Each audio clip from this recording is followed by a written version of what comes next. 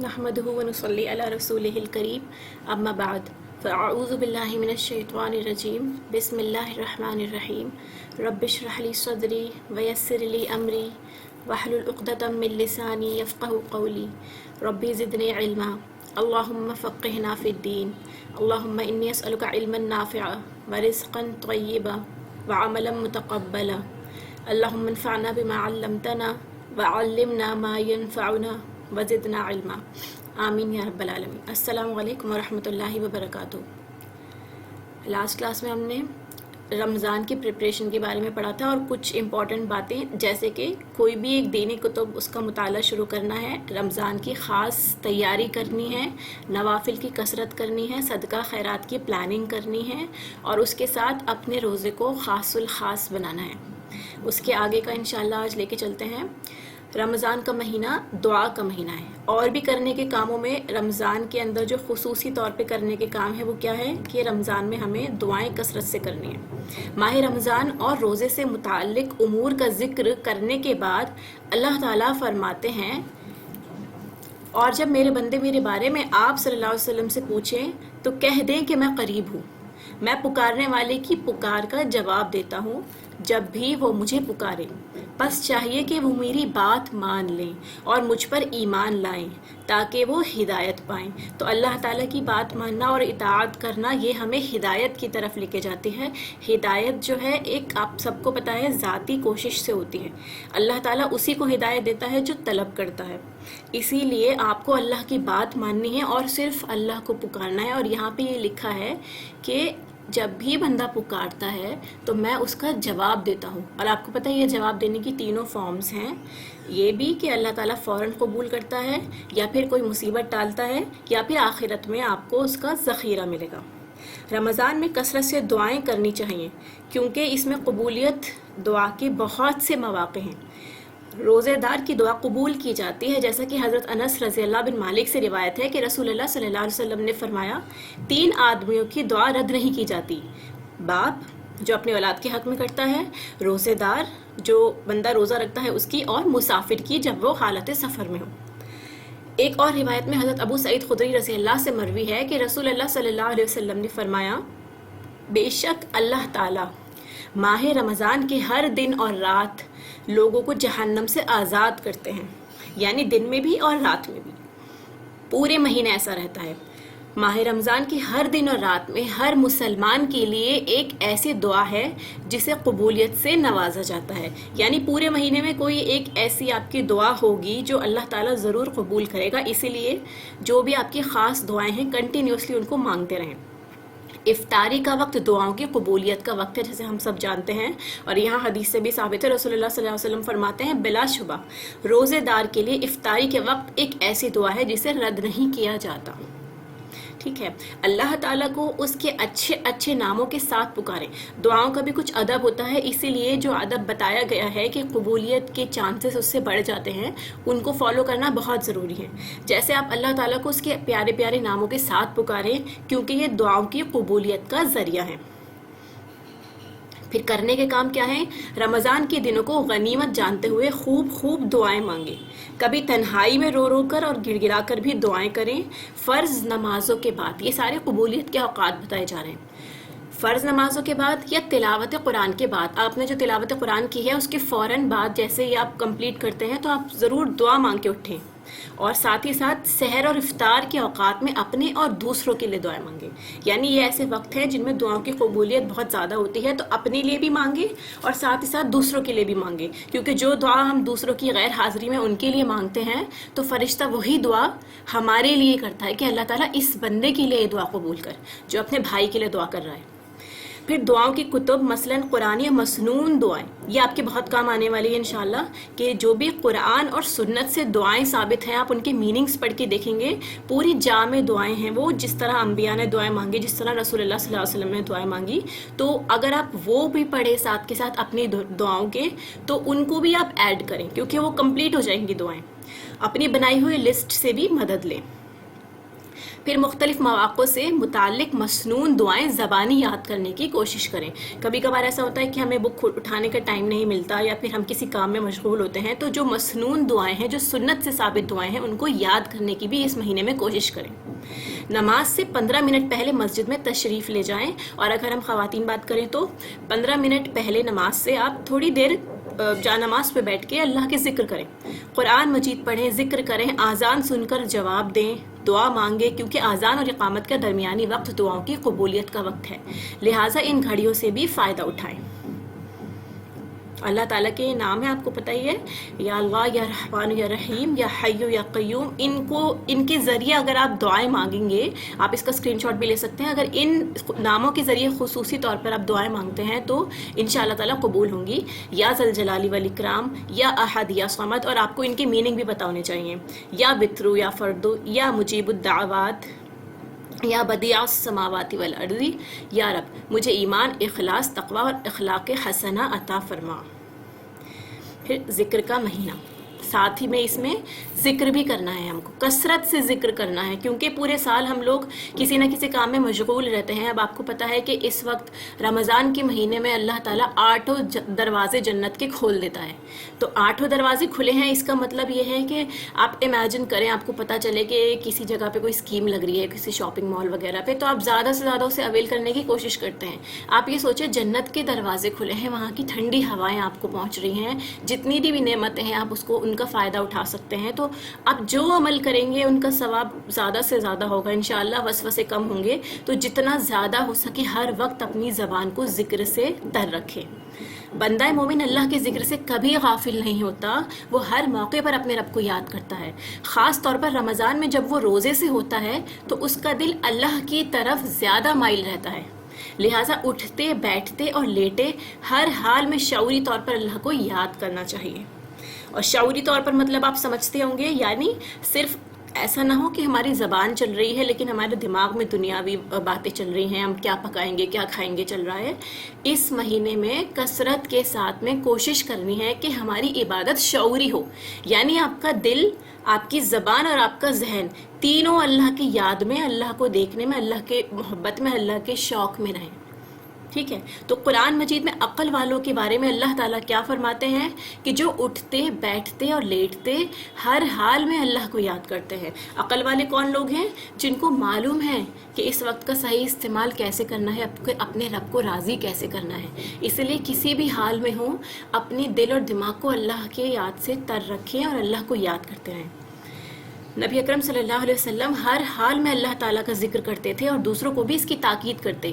حضرت عبداللہ بن بصر رضی اللہ سے روایت ہے کہ رسول اللہ صلی اللہ علیہ وسلم نے فرمایا، ایک شخص نے عرض کیا، یا رسول اللہ، ایک شخص رسول اللہ کے پاس آئے، انہوں نے عرض کیا، یا رسول اللہ، اسلام کے احکام تو میرے لیے بہت ہیں، بس آپ مجھے ایسی بات بتائیے جس کو میں مضبوطی سے پکڑ لوں. یعنی بہت سارے احکام بتائے گئے ہیں، کرنے کے بہت سارے کام ہیں، کوئی ایک ایسی بات بتائیے اسپیسیفک، جیسے ہم ہوتا ہے نا کبھی کبھار شارٹ کٹ مانگتے ہیں کہ بس کوئی ایک ایڈوائس دے دیجیے کہ ہمارا کام ہو جائے. تو ایک بات جس کو ہم مضبوطی سے پکڑ لیں، مطلب اس پہ جم جائیں، ہر وقت وہ کام کرتے رہیں. آپ صلی اللہ علیہ وسلم کیا فرماتے ہیں کہ تیری زبان ہمیشہ اللہ کے ذکر سے تر رہے، ہر وقت آپ کی زبان جو ہے وہ اللہ تعالیٰ کی ذکر میں مشغول رہے.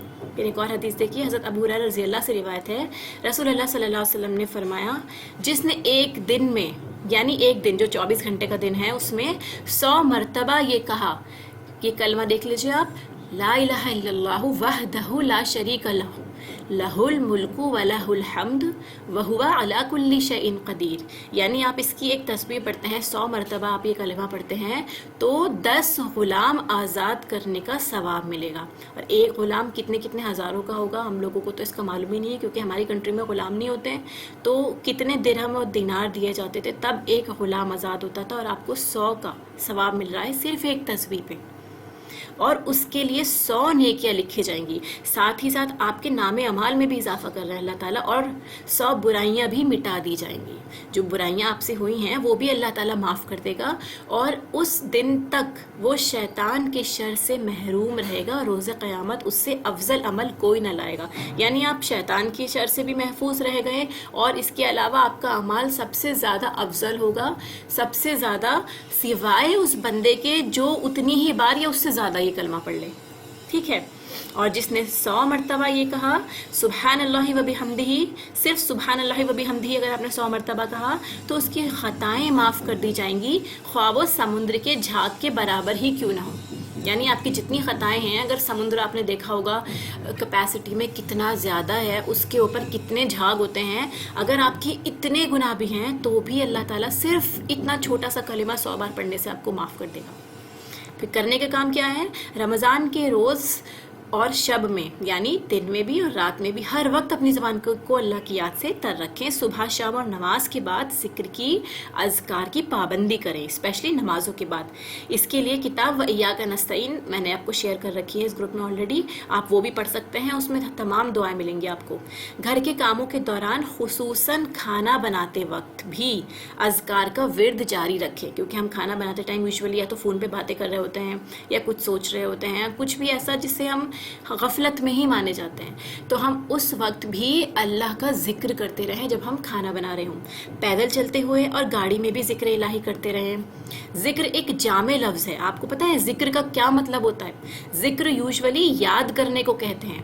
ٹھیک ہے، تو اس کے اندر کیا کیا چیزیں آ جائیں گی؟ اللہ کی تسبیح، تسبیح جیسے بڑائی بیان کرنا، پاکی بیان کرنا، سبحان اللہ. ایسی تحمید، تحمید مطلب اللہ کی تعریف کرنا، اگر ہم الحمدللہ پڑھتے ہیں. تکبیر، اللہ کی کبریائی بیان کرنا، اللہ اکبر. اور تحلیل یعنی اللہ کے سوا کوئی عبادت کے لائق نہیں، ہم اللہ کو الہ مان رہے ہیں. ٹھیک ہے، تو یہ سب اس کے اندر آ جائے گا. سہولت کے لیے جو ہے کچھ اذکار آپ کو بتائے جا رہے ہیں، وہ آپ یہ دیکھ سکتے ہیں. یہ تسبیحات آپ پڑھ سکتے ہیں، نوٹ کر سکتے ہیں. سبحان اللہ و بحمدہ آپ کو بتا دیا. ایسے ہی سبحان اللہ والحمد للہ ولا الہ الا اللہ واللہ اکبر، اوپر جو مینشن تھا اس میں یہ چاروں چیزیں آ گئی ہیں. ٹھیک ہے، کہ اللہ تعالیٰ پاک ہے، تمام تعریفیں اسی کے لیے ہیں، اس کے سوا کوئی معبود نہیں، اور اللہ سب سے بڑا ہے. پھر ایک یہ نیچے دیکھیے کلمہ سبحان اللہ و بحمدہ عدد خلقہ ورضا نفسہ وزینت عرشہ ومداد کلماتہ. یہ صبح شام کے اذکار میں بھی 3 مرتبہ پڑھنے کے لیے کہا گیا ہے. ٹھیک ہے، تو اس میں بھی بہت زیادہ عبادت کا ثواب ملتا ہے. اس کے کیا میننگ ہے؟ پاک ہے اللہ اور اسی کی تعریف ہے اس کی مخلوق کی تعداد کے برابر. یعنی آپ کی اللہ نے اتنی تعریف کری جتنی اس کی تمام مخلوق ہے، اس کی ذات کی رضا کے برابر. اور آپ امیجن بھی نہیں کر سکتے کہ اللہ کی ذات کی رضا کیا ہے. یعنی اللہ تعالیٰ ہم گنہگاروں کو کتنی بار بخشتا ہے، معاف کرتا ہے، ہم سے راضی ہوتا ہے، حالانکہ دنیا میں کتنی ہی مخلوق اور کتنے ہی انسان ہیں جو ہر وقت گناہوں میں ملوث ہیں. تو اسی لیے اس کے عرش کے وزن اور اس کے کلمات کی سیاہی کے برابر. اللہ کے کلمات کو کوئی گن ہی نہیں سکتا ہے، کوئی کاؤنٹ ہی نہیں کر سکتا، تو ان کی سیاہی کے برابر. اور اللہ کا عرش کا وزن کتنا ہے؟ ان امیجنیبل. تو اس کا کیا مطلب ہے؟ آپ نے اللہ کی تعریف کری انفینٹی تک. ٹھیک ہے، اتنی کہ آپ کو خود نہیں پتا. صرف ایک بار یہ کلمہ پڑھنے میں آپ نے اللہ تعالیٰ کی تعریف ایسے بیان کری ہے جیسے اس کی شان ہے. پھر درود شریف، اللہم صلی علی محمد وعلی آل محمد، یہ بھی اس میں آ جائے گا. ایسے ہی آیت کریمہ، کیونکہ اس میں بھی لا الہ الا انت، آپ نے اللہ کی بڑائی بیان کری، آپ نے اللہ کی الہ ہونے کو قبول کیا، تسلیم کیا. سبحانک انی کنت من الظالمین، اور اپنے ظالم ہونے کو آپ نے ایڈمٹ کیا. یعنی بندہ تکبر نہیں کرتا، بندہ جانتا ہے کہ وہ بندہ ہے اور گناہگار ہے، اسی لیے وہ عاجزی کے ساتھ اللہ کی بڑائی کرتے ہوئے اپنے آپ کو ظالم شمار کرتا ہے. اور یہ چیز جو ہے انسان کو اور ہمبل کرتی ہے، بندگی سکھاتی ہے. پھر ایسے ہی دیکھیے استغفار پڑھنا ہے، کثرت سے استغفار پڑھنا ہوگا آپ کو. استغفر اللہ العظیم الذی لا الہ الا هو الحی القیوم واتوب الیہ. یہ چند اذکار آپ کے سامنے موجود ہیں. ایسے ہی اس کلمے کا آپ کو بتایا گیا ہے کہ لا الہ الا اللہ وحدہ لا شریک لہ لہ الملک ولہ الحمد وہو علی کل شیء قدیر. اس کا میننگ بھی آپ کو پتہ ہے. ٹھیک ہے، اور اذکار کے لیے آپ کو ذکر الہی، وقت کا بہترین استعمال، یہ بھی ہے آپ کے پاس میں. اور اس کے علاوہ بہت ساری ریکارڈنگس بھی ملیں گی آپ کو. پھر دیکھیے باہمی ہمدردی کا مہینہ، یعنی آپس میں ایک دوسرے سے ہمدردی کرنی ہے. رمضان کا مہینہ شہر المواسات بھی ہے. مواسات مطلب ریلیشنز کو، ایک دوسرے سے ریلیشنز کو، ٹائز کو اور اسٹرانگ کرنا. ٹھیک ہے، یعنی انسانوں کے ساتھ باہمی ہمدردی اور غم خواری کا مہینہ ہے. آپ دوسروں کا غم بانٹیں، ان کے ساتھ ہمدردی کریں، خاص طور پر معاش اور رزق کے معاملے میں ایک دوسرے کی تنگی اور محرومی، کیونکہ ہو سکتا ہے کچھ لوگ جو ہے مستحق ہو، ان کے پاس افطار کا روزے کا بھی سامان مہیا نہ ہو، اسی وجہ سے ان کے روزے چھوٹ رہے ہوں. ساتھ میں وہ پریشان ہو سکتے ہیں، دکھ میں ہو سکتے ہیں، کسی تکلیف میں ہو سکتے ہیں، ان کو میڈیکل ضرورت ہو سکتی ہے. اسی لیے سب کی مدد کرنی ہے زیادہ سے زیادہ. نبی صلی اللہ علیہ وسلم فرماتے ہیں کہ بہترین عمل مومن کو خوش کرنا، اس کا قرض ادا کرنا، اس کی ضرورت پوری کرنا اور اس سے کوئی تکلیف اور سختی دور کرنا ہے. یعنی بہترین عمل میں آتا ہے کہ انسان اگر کسی کو خوش کرے، اس کی کوئی تکلیف دور کرے، کوئی ضرورت پوری کرے، ٹھیک ہے، تو اس چیز کا بھی اہتمام کرنا ہے. ایسے ہی نبی پاک صلی اللہ علیہ وسلم نے فرمایا مومن اچھے اخلاق کے ساتھ، جس مومن کے اخلاق اچھے ہوتے ہیں وہ اس شخص کا مرتبہ حاصل کر لیتا ہے جو دن کو روزہ رکھتا ہو اور رات کو قیام کرتا ہو. ایک بندہ ہے جو پورا دن روزے سے ہے اور رات میں عبادت کرتا رہتا ہے، اللہ کے سامنے ہر وقت کھڑا رہتا ہے، پوری رات اس نے عبادت کری ہے رات کے کچھ حصے میں. اور دوسرا بندہ ہے جس نے روزہ نہیں رکھا اور وہ رات کو بھی عبادت نہیں کر پاتا، وہ تھک کے سو جاتا ہے، لیکن اس کے اخلاق اچھے ہیں. تو کیا ہوگا؟ آپ یہ دیکھیے کہ دونوں شخص مرتبے میں برابر ہو گئے. یعنی اگر آپ حقوق العباد کا دھیان رکھتے ہیں، بندوں کے ساتھ اچھا معاملہ کرتے ہیں، تو اللہ تعالیٰ آپ کو عبادت کا ثواب دے رہا ہے اس بندے کا جو پورے دن اور رات اللہ کی عبادت میں لگائے. تو ایک طرح سے یہ شارٹ کٹ ہے. اگر اچھے اخلاق ہم اپناتے ہیں تو ہمارے پاس جو ہے نیکیاں بھرپور ہوں گی انشاءاللہ. پھر دیکھیے روزے دار کو ماہ رمضان میں خود بھوکا پیاسا رہ کر دل میں ان حاجت مندوں کا درد محسوس کرنے کا بھی موقع ملتا ہے جو زیادہ تر فقر فاقے میں ہی رہتے ہیں. دنیا کی کتنی بڑی آبادی ہے جن کو ایک وقت کا کھانا بھی میسر نہیں ہے، آپ سب لوگ بہت اچھے سے جانتے ہوں گے. پلس ڈیزاسٹر اسٹرکن ایریا جو ہیں وہاں پر، یا کچھ ایسی جگہیں ہیں جہاں پہ لوگ پاورٹی لائن سے بلو ہیں. تو آپ یہ امیجن کریں کہ ہم لوگ دن میں 3-4 بار کھاتے ہیں، جب من کرتا ہے کبھی بھی کچھ بھی کھا لیا. تو روزے کی حالت میں ہم یہ دھیان رکھ سکتے ہیں اس بات کا، ہمیں ان لوگوں کا درد محسوس ہو سکتا ہے کہ جو پورا دن کچھ نہیں کھا رہے. تو ہمارے دل کے اندر نرمی پیدا ہوتی ہے، اس سے دل کو نرم کیا جاتا ہے اور وہ دوسروں کی ضروریات پوری کرنے کے لیے کوشش کرتا ہے. اسی طرح بندہ جو ہے اپنے آپ کو آمادہ کرتا ہے کہ دیکھو میں پورا دن بھوکا رہا، مجھے اتنی پیاس لگی، مجھے اتنی بھوک لگی، فلاں بندہ وہ بھی اتنا بھوکا ہوگا، تو آپ کے پاس جو پیسے ہوں گے زیادہ سے زیادہ آپ لوگوں میں تقسیم کریں گے. صرف اس وجہ سے کیونکہ آپ نے وہ درد محسوس کر لیا. جب تک ہم خود محسوس نہیں کرتے وہ چیز اتنے اچھے سے ہم نہیں سمجھ سکتے. رمضان میں اسلاف کی مساجد ان کھانوں سے بھر جایا کرتی تھی جو وہ فقراء اور مساکین کے لیے پیش کیا کرتے تھے، اور وہ جس کسی کو بھی کھلاتے اللہ کی محبت میں کھلاتے. یعنی آپ کو کوئی بڑائی نہیں چاہیے، آپ کو کوئی انسٹاگرام یا فیس بک پہ اپنا فوٹو نہیں ڈالنا، آپ کو پتہ ہے کہ آپ صرف اللہ کی رضا کے لیے کھلا رہے ہیں. جیسے اللہ سبحانہ و تعالیٰ کا ارشاد بھی آپ کو پتہ ہے قرآن کریم میں، اور وہ اللہ کی محبت میں مسکین، یتیم اور قیدی کو کھانا کھلاتے ہیں. ان لوگوں کی اللہ نے تعریف کری ہے. حضرت عائشہ سے مروی ہے کہ ایک مرتبہ نبی صلی اللہ علیہ وسلم کے پاس کہیں سے گوہ آئی، آپ صلی اللہ علیہ وسلم نے اسے تناول فرمایا اور نہ ہی اس سے منع فرمایا، یعنی آپ نے اس کو نہیں کھایا. آپ کو بتایا تھا نا میں نے، گوہ کیا ہوتی ہے؟ لیزرڈ کی طرح کا ایک اینیمل ہوتا ہے جو یوزولی رسول اللہ کی عادت نہیں تھی کہ وہ ان کو پسند نہیں تھی کیونکہ ان کے ایریا میں نہیں کھائی جاتی تھی. تو آپ نے اس کو نہیں کھایا اور نہ ہی یہ کہا کسی سے کہ مت کھاؤ، یہ حرام ہے، یعنی وہ حرام نہیں تھی. تو میں نے عرض کیا، حضرت عائشہ پوچھتی ہیں، حضرت عائشہ بتاتی ہیں کہ میں نے رسول اللہ سے پوچھا اے اللہ کے رسول کیا ہم یہ مسکینوں کو نہ کھلا دیں، کہ کیا ہم اس کو غریبوں کو نہ کھلا دیں؟ آپ صلی اللہ علیہ وسلم نے کیا فرمایا؟ دیکھیے کتنی سمجھنے کی بات ہے کہ جو چیز تم خود نہیں کھاتے وہ انہیں بھی مت کھلاؤ. اور ہمارا معمول یہ رہتا ہے کہ جو کھانا بچ جاتا ہے وہی ہم دوسروں کو کھلاتے ہیں. بہتر یہ ہے کہ اگر آپ کو پتہ ہے کہ زیادہ ہے، ہو سکتا ہے بچ جائے، کل ہمیں دوسروں کو کھلانا پڑے، تو آپ کیا کریں، پہلے ہی نکال دیں دوسروں کے لیے، تاکہ ایسا نہ ہو کہ آپ نے بچا ہوا یا جو آپ نے خود نہیں کھایا وہ دوسروں کو دے دیا. ٹھیک ہے، تو اسپیشلی رمضان میں عادت ڈالیں کہ آپ تھوڑی سی افطاری ایکسٹرا بنائیں. آپ یہ دیکھیں، اپنے بچوں کو بولیں، باہر جائیں، اپنے مرد حضرات کو بولیں کہ اگر آپ کو کوئی ضرورت مند دکھتا ہے تو آپ اس کو یہ دے دیں، کھجور تقسیم کرا دیں، کچھ کھانے کی چیزیں کھلا دیں. تو یہ نہ ہو کہ ہم بچا ہوا تو دے رہے ہوں تو وہ دل سے اتری ہوئی چیز، آپ کو پتہ ہے جتنی ردی چیز ہوگی اس کا ثواب اتنا ہی کم ہوگا. ہم اپنے لیے بہتر چاہتے ہیں لیکن دوسروں کو ہم وہ بچی ہوئی چیز دیتے ہیں. تو اسی لیے کوشش کریں کہ پہلے ہی ان کا حصہ نکال دیں. تو کرنے کے کام کیا ہے؟ رمضان میں اللہ کی تمام مخلوق کے ساتھ خیر و بھلائی کے طریقے سوچیں. جتنی مخلوق ہے اللہ کی، چاہے اس کے اندر اینیملز ہوں، کوئی بھی ہو، باہم الفت اور محبت کی فضا کو رواج دیں. ایک دوسرے سے زیادہ محبت اور تعاون کریں. فیملی کے ساتھ مل کر افطار کریں. رشتہ داروں، ہمسایوں، دوستوں کو افطار پر مدعو کریں. لیکن ایسا نہ ہو کہ پورے مہینے ہی آپ دعوتوں میں ہی لگے ہیں اور آپ مہینے کا لطف نہ اٹھا پائیں، اللہ سے قریب نہ ہو پائیں صرف اس لیے کیونکہ آپ کو پتہ ہے کہ کھلانا ہے.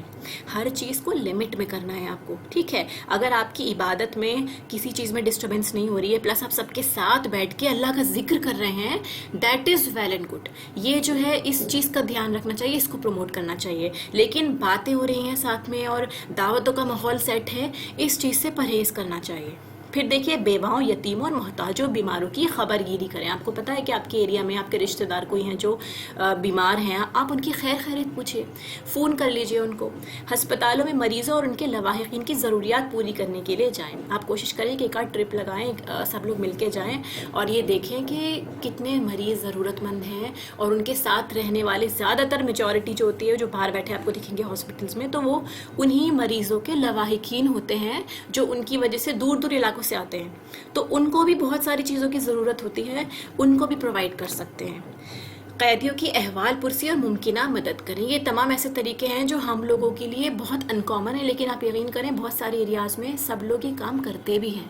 تو اسی لیے کہیں نہ کہیں ہمارے مائنڈ میں یہ چیز آ جانی چاہیے. اس لیے یہ پوائنٹس ایڈ ہیں تاکہ ہمیں پتہ ہو کہ یہ بھی کرنے کے کام ہیں.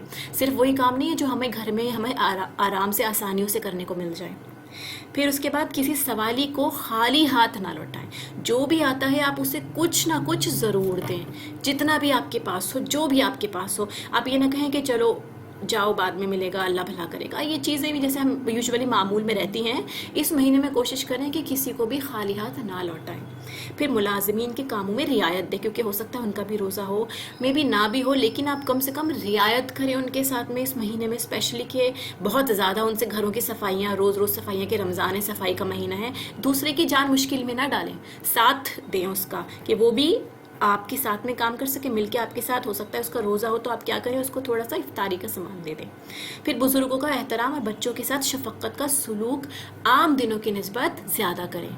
جو اقربا ہیں ہمارے، ان سے صلہ رحمی کریں. اقربا مطلب جو قریبی رشتہ دار ہوتے ہیں بہت زیادہ، جیسے کہ ہمارے چچا، ہماری خالائیں، یہ سب اس میں آتی ہیں. اور ان کی ضروریات معلوم کریں تاکہ آپ بھی ان کی مدد کر سکیں. اور ابھی بھی اتنا ٹائم ہے کہ آپ کو پتہ ہے کہ آپ سب چیزیں پہلے سے نوٹس کر سکتے ہیں کہ کس کس کو ضرورت ہے اور آپ کیسے کیسے مدد کر سکتے ہیں. کیونکہ صدقے کا اور زکوٰۃ کا پلان آپ پہلے سے بنائیں گے تو بہت حد تک آپ ان ساری چیزوں کو کور کر سکتے ہیں. آپس میں ناراض جو رشتہ دار ہیں ان کی صلح کروائیں. کوشش کریں کہ ایک دوسرے سے ان کی تعریف کریں، اور جہاں تک ہو سکے اگر وہ لوگ ایک دوسرے سے رشتے توڑے بیٹھے ہیں تو ان کے درمیان صلح کروائیں. جو روٹھے ہوئے ہیں انہیں منا لیں. لوگوں کی طرف سے دل صاف کریں. اگر ہم لوگوں کے بارے میں غلط، ہمارے ان سے اچھی بانڈنگ نہیں ہے، یا کچھ لوگوں کے ہوتا ہے کہ آپس میں ٹکراؤ زیادہ رہتی ہے، تو ان سے بھی دل صاف کر لیں. یہ سوچیں کہ اگر آپ ان کو معاف کریں گے تو اللہ آپ کو معاف کرے گا. ٹھیک ہے، ہر ایک کے ساتھ احسان کرنا ہے آپ کو. جو آپ کے ساتھ کر رہا ہے اس کے ساتھ بھی، اور جو آپ کے ساتھ نہیں کر رہا اس کے ساتھ بھی. کیونکہ ہمیں اعلیٰ اخلاق بننا ہے اور ہمیں اللہ کو راضی کرنا ہے، ہمیں جنت میں جانا ہے. تو ہم یہ امید نہیں کر سکتے کہ سامنے والا کرے تو ہم کریں گے. ہمیں ہمیشہ سابقون الاولون میں رہنا ہے، سب سے پہلے خود کرنا ہے. پھر نیکیوں کے کام میں کسی نہ کسی کو اپنے ساتھ شریک کر لیں. اس طرح بہت سے کام آسان ہو جائیں گے. ایک کام ہم کرتے ہیں، دوسرا ہمیں یاد دلا دے گا. ہو سکتا ہے کسی دن ہمارے مائنڈ میں نہ رہے، تو ہم اس طرح سے آسانی کے ساتھ میں مل کر تعاون کر کے ایک دوسرے کے ساتھ نیکیوں میں حصہ لے سکتے ہیں. اپنے دوستوں اور ساتھیوں کے ساتھ مل کر مختلف اشیاء ضرورت، یعنی کھانا، کپڑا، کیسٹس، کارڈز یا بکس ہو گئیں، اسلامک بکس ہوتی ہیں. آپ کو پتہ ہے کہ کتنے لوگ ہیں جو خود پرچیز نہیں کر سکتے. آپ کو پتہ ہے کہاں ملتی ہیں بک، یا آپ نے آن لائن لے کے کسی کو گفٹ کر دی. تو یہ چیزیں بھی بہت فائدے مند ہوتی ہیں. اگر آپ کے پاس ای بک ہے تو آپ وہ شیئر کر دیں. ٹھیک ہے. ایام حیض میں خواتین، زیادہ تر خواتین کے یہی کوشچنس رہتے ہیں کہ اگر ان کو ایام حیض آتے ہیں تو اس وقت میں وہ نماز نہیں پڑھ سکتی، تو وہ دعائیں بھی نہیں مانگ سکتی. اس وقت میں اپنا وہ والا وقت وہ ضائع کرتی ہیں. حالانکہ آپ کو پتہ ہے اللہ تعالیٰ نے انسان کو عبادت کے لیے ہی پیدا کیا ہے. ایسا ہو ہی نہیں سکتا کہ کچھ وقت جو ہے اسے ریلیکسیشن مل جائے کہ نہیں چلو اب تمہیں جو چاہے کرنا ہے، جیسے کرنا ہے کرو. ہر وقت ہم عبادت میں ہیں. ہمارا جسم اس وقت آرام کر رہا ہوتا ہے کیونکہ ایک تکلیف کی حالت ہوتی ہے. تو اللہ تعالیٰ نے اس لیے جسمانی مشقت نہیں دی بندوں کو کہ اس وقت میں بھی وہ نماز کا اور اس کا اہتمام کریں. اللہ تعالیٰ نے اگر آپ کو ریلیکسیشن دی ہے تو آپ اپنے باقی اعضاء سے اللہ کی عبادت میں لگ پہنچائیں، ذکر کے ذریعے، ہاتھ پیروں سے جتنا ہو سکے، لوگوں کو خوش کر کے، دوسروں کی ہیلپ کر کے، اتنا جتنا آپ کی استطاعت میں ہو. ٹھیک ہے، تو کیا کریے، زیادہ سے زیادہ ذکر کیجئے، تلاوت کیجئے. تلاوت کا مطلب کیا ہے، آپ میننگ سن سکتے ہیں، میننگز پڑھ سکتے ہیں قرآن کی. ٹھیک ہے، آپ قرآن عربی والا نہیں پڑھنا، لیکن آپ میننگ سن سکتے ہیں، لیکچرز سن سکتے ہیں، اور خدمت خلق میں اپنا ٹائم لگا سکتے ہیں. پھر صدقہ اور خیرات کا مہینہ. رمضان سخاوت کا مہینہ ہے. اس ماہ مبارک میں نبی کریم صلی اللہ علیہ وسلم کی سخاوت کی کوئی انتہا نہیں رہتی تھی. یہ حدیث دیکھیے، نبی صلی اللہ علیہ وسلم لوگوں کے ساتھ بھلائی کرنے میں بہت سخی تھے، اور رمضان میں جب جبرائیل علیہ السلام آپ کے پاس آتے تھے تو آپ اور بھی زیادہ سخی ہو جاتے. سخی مطلب جو لوگوں کو بہت زیادہ دیتا ہے.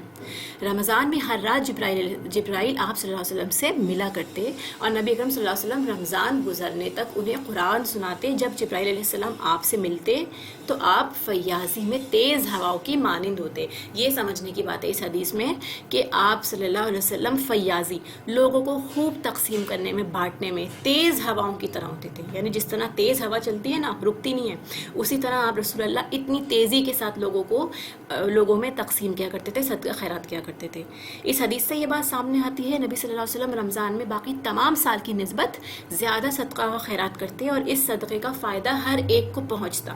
جس طرح تیز ہوا ہر جگہ پہنچ جاتی ہے، اسی طرح ہمیں بھی چاہیے کہ اس ماہ میں زیادہ سے زیادہ خرچ کریں. اور یاد رکھیں کہ صدقہ کرنے سے مال کم نہیں ہوتا، بلکہ اللہ تعالیٰ اس کا اجر کئی گنا بڑھا دیتے ہیں. آپ دیکھیں گے اگر گاڑی بھی کھڑی رہتی ہے بہت سالوں تک تو کیا ہوتا ہے، زنگ لگ جاتا ہے، گاڑی چلنا بند ہو جاتی ہے، اس کی سروسنگ کرانی پڑتی ہے.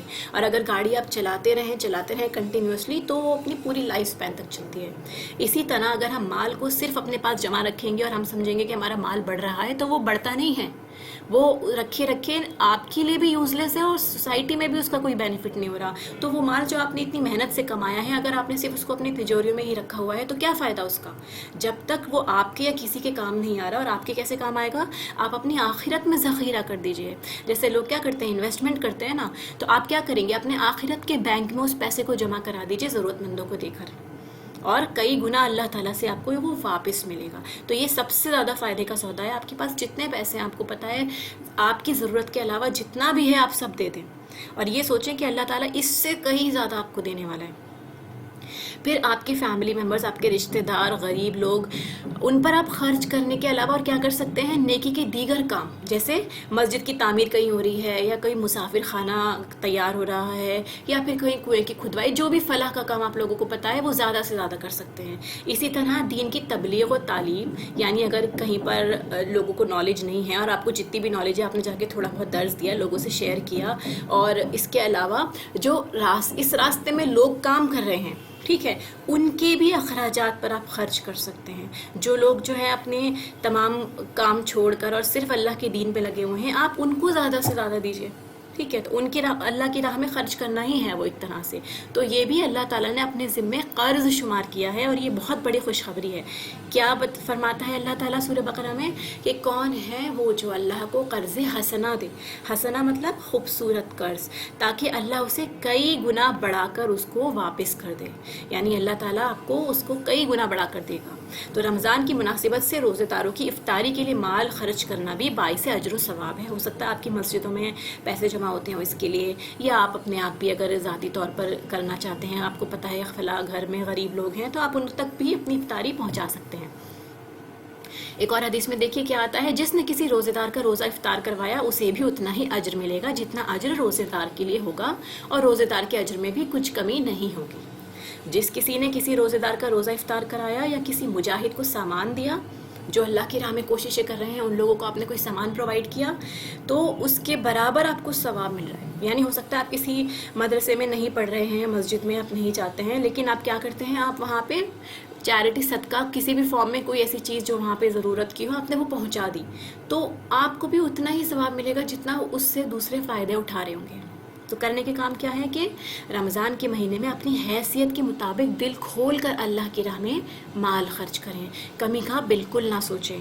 بیوی، بچے، والدین، رشتہ دار سب پر معروف طریقے کے مطابق خرچ کریں. معروف طریقہ اس لیے کیونکہ یہاں پہ اسراف نہیں بولا گیا.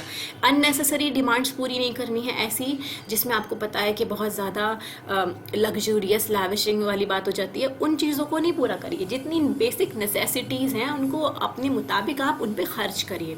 زیادہ سے زیادہ روزہ داروں کی افطاری کا اہتمام کریں، خصوصاً فقراء اور مساکین. ٹھیک ہے. پھر کمیونٹی کے تمام ضرورت مند افراد کی مدد کریں. ہو سکتا ہے آپ کے ابھی کوئی کمیونٹی یا کوئی ایسا مسجد میں کوئی ادارہ ہو جہاں پہ لوگوں کی ویلفیئر کے لیے کام ہوتا ہے، تو آپ ان کو بھی پرووائڈ کر سکتے ہیں. علم دین کے حصول کے لیے اب دیکھیے آپ لوگوں کو پرووائڈ تو کر رہے ہیں، ساتھ میں آپ کو کیا کرنا ہے، علم بھی دینا ہے. اور اس کے علاوہ جو لوگ علم کی راہ میں نکلے ہوئے ہیں ان کا بھی خیال رکھنا ہے. یہ نہیں سوچنا کہ ان کا اپنے آپ ہو جائے گا یا اللہ ان کا کروا دے گا. بے شک اللہ ذریعہ بناتا ہے، تو آپ کو اگر اللہ ذریعہ بنا رہا ہے ان تک پہنچنا ہی پہنچنا ہے. لیکن ایسے لوگوں کی مدد کے لیے اگر اللہ آپ کو ذریعہ بنا رہا ہے تو اس میں آپ کو بھی ثواب ہے. اور ساتھ میں مساجد اور دینی اور رفاہی اداروں، ہسپتالوں وغیرہ کی تعمیر میں اپنا حصہ ڈالیں، اپنے صدقہ جاریہ تیار کریں. دین کی تبلیغ اور دین کی نشر و اشاعت میں بھی خرچ کریں. اور اگر زکوٰۃ واجب ہے آپ پر تو کیا کریں، نفلی صدقات سے پہلے آپ اپنی زکوٰۃ ادا کریں. ایسا نہ ہو کہ زکوٰۃ رہ گئی اور ہم صدقے پہ صدقے کر رہے ہوں. سب سے پہلے اپنی زکوٰۃ نکالیے. اور ساتھ میں اچھی بات مسکرانا بھی صدقہ ہے، اس کا بھی آپ کو اہتمام کرنا ہے. قیام کا مہینہ. اللہ تعالیٰ نے انسانوں کو اپنی عبادت کے لیے پیدا کیا ہے. عبادت کے طریقے اور اوقات بھی بتا دیے، یعنی کس وقت میں کس طرح آپ کو عبادت کرنی ہے وہ بھی اللہ تعالیٰ نے آپ کے لیے خود سیٹ کر دیا ہے.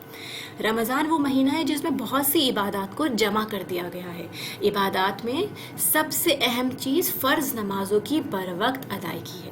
آپ یہاں دیکھیے بروقت کا مطلب کیا ہے، جیسے اول وقت شروع ہوتا ہے بالکل ڈیلے نہ کریں. یہ نہ سوچیں کہ اذان کا ویٹ کریں گے، مسجد کی اذان کا ویٹ کریں گے یا کسی اور. اب آپ کو پتہ ہے اول وقت شروع ہو گیا ہے تو سب سے پہلے آپ اپنی نماز کی ادائیگی کریں. اور اس کے علاوہ جتنا ہو سکے ایکسٹرا نفل بھی پڑھیے آپ کو، کیونکہ نفل اللہ کے قرب کا ذریعہ ہے. رمضان کی راتوں میں اخلاص کے ساتھ قیام کرنے پر پچھلے تمام گناہوں کی بخشش کی خوشخبری دی گئی ہے. بہت پیاری حدیث ہے یہ. دیکھیے نبی پاک صلی اللہ علیہ وسلم فرماتے ہیں جس میں ایمان کے ساتھ، یعنی آپ کے دل میں ایمان ہونا چاہیے، اللہ پہ یقین ہونا چاہیے، اور ثواب کی نیت کہ آپ کو پتہ ہے اللہ مجھے اس کا ثواب دے گا. اگر ان دونوں کے ساتھ آپ رمضان کی راتوں میں قیام کرتے ہیں، راتوں میں یہاں پر تراویح بھی آ جاتی ہے اور آپ کی اپنی ذاتی قیام اللیل تہجد کی نماز بھی اس میں آ جاتی ہے. ٹھیک ہے. اگر آپ اس کا اہتمام کرتے ہیں تو آپ کے گزشتہ سارے گناہ معاف کر دیے جائیں گے. یعنی جتنا بھی اپنی زندگی میں ہم نے گناہ کیے ہیں اس سے بڑی کوئی خوشخبری ہو ہی نہیں سکتی کسی کے لیے. اس نیت کے ساتھ آپ پڑھیے گا نماز اس بار کہ اللہ تعالیٰ میرے تمام گناہ معاف کر دیں گے. اسی طرح کیا ہوگا آگے کی زندگی میں بھی ہم سوچ سمجھ کے قدم اٹھائیں گے کہ اب ہمارے گناہ تو معاف ہیں انشاءاللہ، تو ہم آگے کی زندگی بہتر کریں گے. اللہ کے نیک بندے ہمیشہ رات کی عبادت کا اہتمام کرتے ہیں. اللہ تعالیٰ قرآن میں بھی یہ فرماتے ہیں کہ دیکھیے ان کے پہلو بستروں سے الگ رہتے ہیں. بستروں سے الگ رہنے کا مطلب کیا ہے کہ وہ جب ساری دنیا سو رہی ہوتی ہے تو وہ اٹھ کے اللہ کی عبادت میں لگے ہوتے ہیں اور اپنے رب کو خوف اور امید کی حالت میں پکارتے ہیں. یعنی آپ کو خوف بھی ہوگا، اور آپ کو پتہ ہے رب سے خوف کا کیا مطلب ہے، اللہ کی ناراضگی کا خوف، کہیں اللہ مجھ سے ناراض نہ ہو جائے، اس چیز کا خوف کرنا ہے ہمیں. ٹھیک ہے. اور امید کی حالت میں پکارتے ہیں، کیونکہ آپ سب کو پتہ ہوگا اللہ تعالیٰ ماؤں سے زیادہ محبت کرنے والا ہے. تو آپ یہ کبھی سوچ بھی نہیں سکتے کہ میری ماں مجھے اتنی سخت سزا دے سکتی ہے کہ جس میں آپ جیسے اللہ تعالیٰ سے ہم امید لگائیں کہ اللہ تعالیٰ اگر ہم نے نہیں کرا تو جہنم میں ڈال دے گا. تو بالکل ایسا امیجن کیجئے کہ آپ جس سے محبت کرتے ہیں، جس کا رعب آپ کے دل میں ہوتا ہے، آپ اس کو ناراض نہیں کر سکتے. وہ خوف ہمیں اللہ کا رکھنا ہے، اور امید اس کی کہ آپ کو پتہ ہے اللہ تعالیٰ بہت محبت کرنے والا ہے، تو یقیناً وہ میرے گناہوں کو بھی معاف کر سکتا ہے اور وہ مجھے قبول بھی کر لے گا. اس حالت میں اگر آپ اللہ کو پکار رہے ہیں اور کیا ہوتا ہے تو آپ کیا ہوں گے، اللہ کے چہیتے بندوں میں ہوں گے. اور ان میں سے جس میں جو رزق اللہ نے آپ کو دیا ہے، یہ نہیں لکھا کہ جو آپ نے کمایا ہے. ہر وقت جب آپ دیکھیں گے رزقناہم، ہم نے ان کو رزق دیا، اس میں سے وہ خرچ کرتے ہیں. تو اللہ تعالیٰ یہ ریمائنڈ کراتا ہے اس ورڈ کو یوز کر کے کہ دیکھو رزق میں نے تم کو دیا ہے تو تم میری راہ میں خرچ کرو. ٹھیک ہے، یہ نہیں کہ آپ یہ سمجھے کہ میرے پیسے میں جمع کر کے رکھوں گی، میرے بچوں کو ضرورت ہے، آپ خرچ کرتے جائیے. آپ کے بچے بھی اللہ کی ہی مخلوق ہے اور ان کی ذمہ داری بھی اللہ کے اوپر ہے. تو جتنا آپ دوسروں کے بچوں کا خیال رکھیں گے اللہ تعالیٰ آٹومیٹکلی آپ کے بچوں کے لیے بھی پرووائڈ کرے گا انشاءاللہ. عام دنوں میں قیام اللیل کرنا ایک مشکل کام ہے، لیکن رمضان کی برکت اور با جماعت نماز تراویح کی صورت میں یہ بہت آسان ہو جاتا ہے. متقین کی صفات، یہ آیات جو جمع ہیں، یہ اتنی بڑی سٹڈی سے سوچیے، آپ کے سامنے سمری ہے پوری کہ اللہ تعالیٰ کے بندے، متقی لوگ، اللہ کے پسندیدہ کیا کرتے ہیں وہ لوگ. یہ سارے کام جو آپ کے سامنے موجود ہیں جو ہمیں رمضان میں کرنے ہیں، وہ رات کو کم سوتے ہیں اور سحر کے وقت استغفار کرتے ہیں. یعنی سحری کے وقت، تہجد کے وقت استغفار کرنے والے یہ جو ہیں اللہ کی بندے ہیں، متقی لوگ ہیں.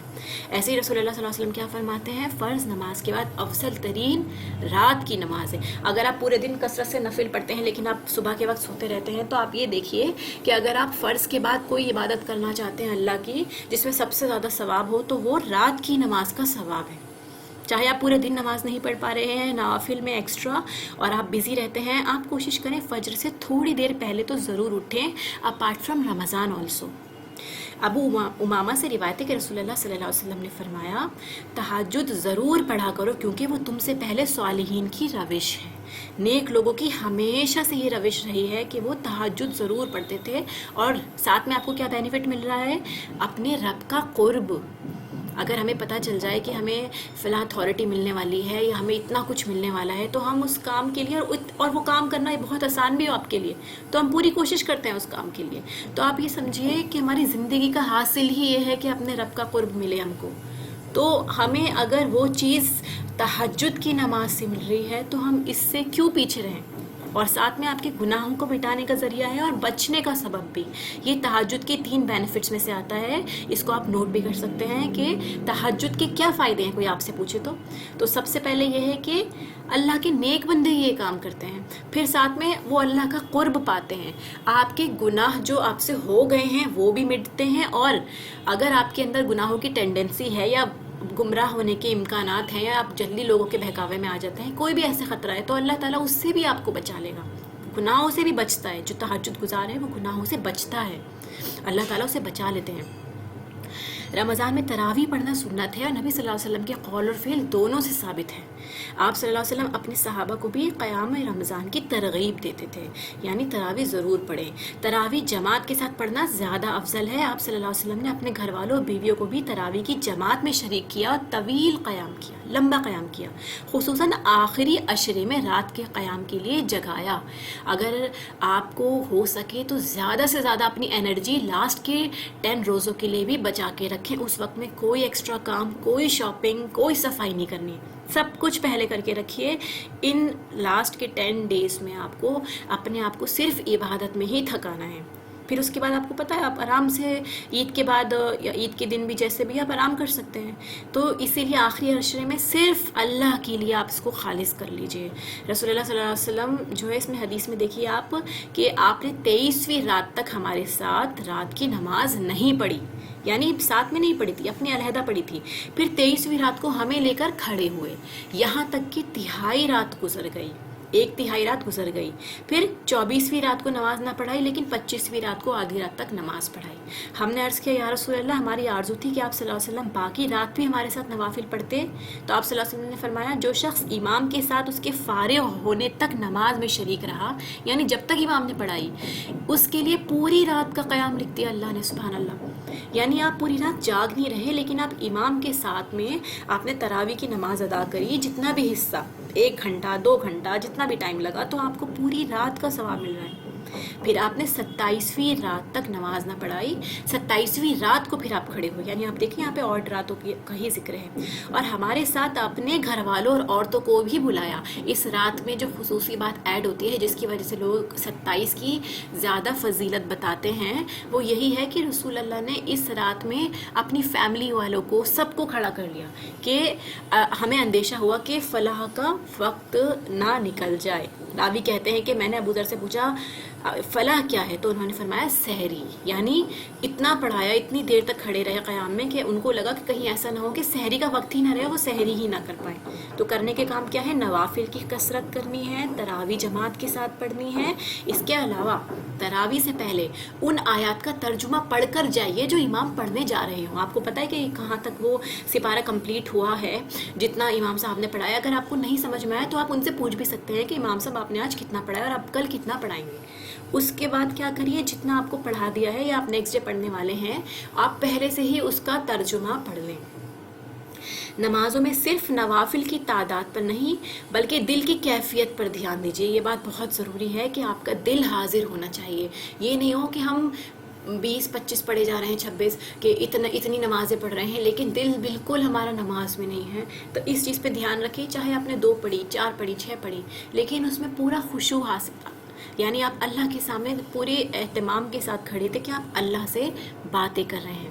ایسے ہی فرض نمازوں میں عام دنوں کی نسبت لمبا قیام کریں۔ جب آپ فرض نمازیں پڑھتے ہیں تو اس میں اگر آپ، جیسے ہم تو گھر میں نماز پڑھتے ہیں، امام صاحب کے پیچھے نہیں پڑھتے، تو ہم اپنی نمازیں لمبی کر دیں، لمبی صورتیں یاد کریں۔ کوشش کریں جتنی لمبی صورتیں آتی ہیں، جتنی زیادہ آپ کو آتی ہیں صورتیں، وہ اپنی فرض نمازوں میں پڑھیں زیادہ سے زیادہ۔ اور نمازوں میں سستی اور تاخیر منافقت کی علامت ہے، تو نماز میں بالکل سستی نہیں کرنی ہے۔ ہر فرض نماز کو اول وقت میں ادا کرنے کی کوشش کریں، جیسے میں نے آپ کو بتایا۔ پھر رمضان اور عمرہ، تو کچھ لوگ ایسے ہیں جو عمرہ پہ بھی جاتے ہیں رمضان کے مہینے میں، تو اللہ کے گھر کی زیارت ہم سب کے دل کی تمنا ہے۔ حج اور عمرے کے لیے ہر مومن کا دل تڑپتا ہے۔ رمضان میں جہاں دیگر عبادات کا اجر و ثواب بڑھ جاتا ہے، وہاں عمرے کا ثواب بھی حج کے برابر ہو جاتا ہے۔ اور اس کی دلیل آپ کو پتہ ہے اس حدیث سے ملتی ہے کہ جب رسول اللہ حجۃ الوداع سے واپس ہوئے، آپ صلی اللہ علیہ وسلم نے ام سنان انصاریہ سے دریافت فرمایا، کیا کہا آپ نے کہ تم حج کرنے نہیں گئی؟ ایک صحابیہ سے پوچھا جن کو حج کرنے جانا تھا، تو انہوں نے کیا جواب دیا کہ ان کے خاوند کے پاس 2 اونٹ پانی پلانے کے تھے، ایک پر تو وہ خود حج پر چلے گئے اور دوسرا ہمارا زمین سیراب کرتا ہے، یعنی ان کے پاس ریسورسز نہیں تھے۔ ٹھیک ہے، تو آپ صلی اللہ علیہ وسلم کیا فرماتے ہیں کہ رمضان میں عمرہ کر لینا، تو یہ حج کے برابر ہو جائے گا، میرے ساتھ حج کرنے کے برابر۔ ٹھیک ہے، اور ایک اور روایت میں کیا آتا ہے، جب رمضان آئے تو عمرہ کر لینا، اس کا ثواب حج کے برابر ہے۔ تو اگر ہم کوشش کریں کہ اگر ہمیں پورے سال میں کبھی عمرہ کرنا ہے تو زیادہ سے زیادہ رمضان میں عمرہ کرنے کی کوشش کریں۔ پھر رمضان میں عمرہ کرنا میرے ساتھ حج کرنے کی مانند ہے۔ یہ ساری حدیث آپ کے سامنے جمع ہو گئی۔ اب یاد رہے کہ رمضان میں عمرہ ادا کرنا اجر کے اعتبار سے حج کے برابر ہے، لیکن آپ کا فرض اس سے ادا نہیں ہوگا۔ یعنی اگر آپ پہ حج فرض ہے تو آپ کو اپنا فرضی حج کرنا ہی ہے۔ ثواب کے اعتبار میں یہ اللہ کی برکت ہے، اللہ کی رحمت ہے کہ اس نے آپ کو حج کے برابر ثواب دیا، لیکن آپ کو اپنا حج کرنا ہی ہوگا۔ تو استطاعت ہو تو آپ عمرے کے لیے ضرور جائیں۔ کمزوری، بیماری یا کسی وجہ سے جانا ممکن نہ ہو اور استطاعت رکھتے ہو تو کسی اور کو آپ عمرہ کروا دیں۔ اگر عمرہ نصیب ہو جائے تو اس وقت کو زیادہ سے زیادہ اللہ کی عبادت میں گزاریں۔ اب یہ خصوصی دیکھیے اس کا، رمضان اور آخری عشرہ۔ رمضان سارا ہی عبادت کا مہینہ ہے، مگر اس کے آخری عشرے کی عبادات کی خاص فضیلت ہے، کیونکہ میں نے آپ کو بتایا نا لاسٹ کی 10 ڈیز کو آپ کو اسپیشلی اللہ کے لیے خالص کرنا ہے، تو اس کے لیے امپورٹنٹ باتیں بتائی جاتی ہیں یہاں پہ۔ رسول اللہ اپنے اہل و عیال کو بھی عبادت کے لیے پہلے سے ہی پریپیئر کر دینا، ایک طرح سے رغبت دلانا کہ آپ کو پتہ ہے کہ لاسٹ کا عشرہ کتنا امپورٹنٹ ہے، تو اپنی فیملی کو بھی پہلے سے پریپیئر کیجئے، ان کے دل میں بھی محبت ڈالیے، اس کا ثواب بتائیے ان کو۔ جب رمضان کا آخری عشرہ شروع ہوتا تو نبی صلی اللہ علیہ وسلم کمر بستہ ہو جاتے، پوری پلاننگ کہ اب راتوں کو جاگنا ہے، اور اپنے اہل خانہ کو بھی جگاتے کہ یہ عبادت کا وقت ہے، یہ سونے کا وقت نہیں ہے۔ اور ایک اور روایت میں کیا ہے، رسول اللہ صلی اللہ علیہ وسلم عام دنوں کی نسبت آخری عشرے میں خوب محنت اور کوشش کرتے، تو ہمیں بھی یہ سنت ضرور پوری کرنی ہے اس سال۔ آپ صلی اللہ علیہ وسلم حضرت فاطمہ اور حضرت علی رضی اللہ تعالیٰ عنہم کا دروازہ بھی کھٹکھٹاتے اور فرماتے، کیا تم دونوں نماز پڑھنے کے لیے اٹھو گی نہیں؟ یعنی دوسروں کا، اپنی فیملی کا بھی آپ کو دھیان رکھنا ہے کہ وہ بھی رات کو جاگ کے عبادت کریں۔ تو آخری عشرے میں زیادہ سے زیادہ وقت عبادت میں گزاریے، ممکن ہو تو کام سے چھٹی لے لیں اور عبادت کے لیے یکسو ہو جائیں۔ اگر ہمارے پاس چھٹیاں کوئی جمع ہے، ہم آفس جاتے ہیں یا کلینک کرتے ہیں اپنا، تو آپ اس وقت کو خالص کریں عبادت کے لیے، صرف 10 ڈیز، کیونکہ ہمیں کہیں ویکیشن پہ جانا ہے یا شادی وغیرہ، اس کے لیے ہم چھٹیاں لے لیتے ہیں، لیکن یہ عبادت کا مہینہ ہے، اس کے لیے ہم چھٹی نہیں لے سکتے کیا؟ پھر آپ دیکھیے تراوی تہجد وغیرہ میں حد الوسع طویل قیام کریں، جتنا ہو سکے، جتنی آپ کی استطاعت ہو اتنا آپ لمبا قیام کریے. ایک دن آپ نے زیادہ کر لیا کوئی بات نہیں، نیکسٹ ڈے ہمت نہیں ہے، لیکن کوشش کریں کہ جب آپ کی ہمت ہے جتنا آپ کر سکتے ہیں کریے. زیادہ سے زیادہ تلاوت قرآن کیجیے اور ذکر اذکار کریے. رات کو خود بھی جاگیں اور گھر والوں کو بھی عبادت کے لیے جگائیں.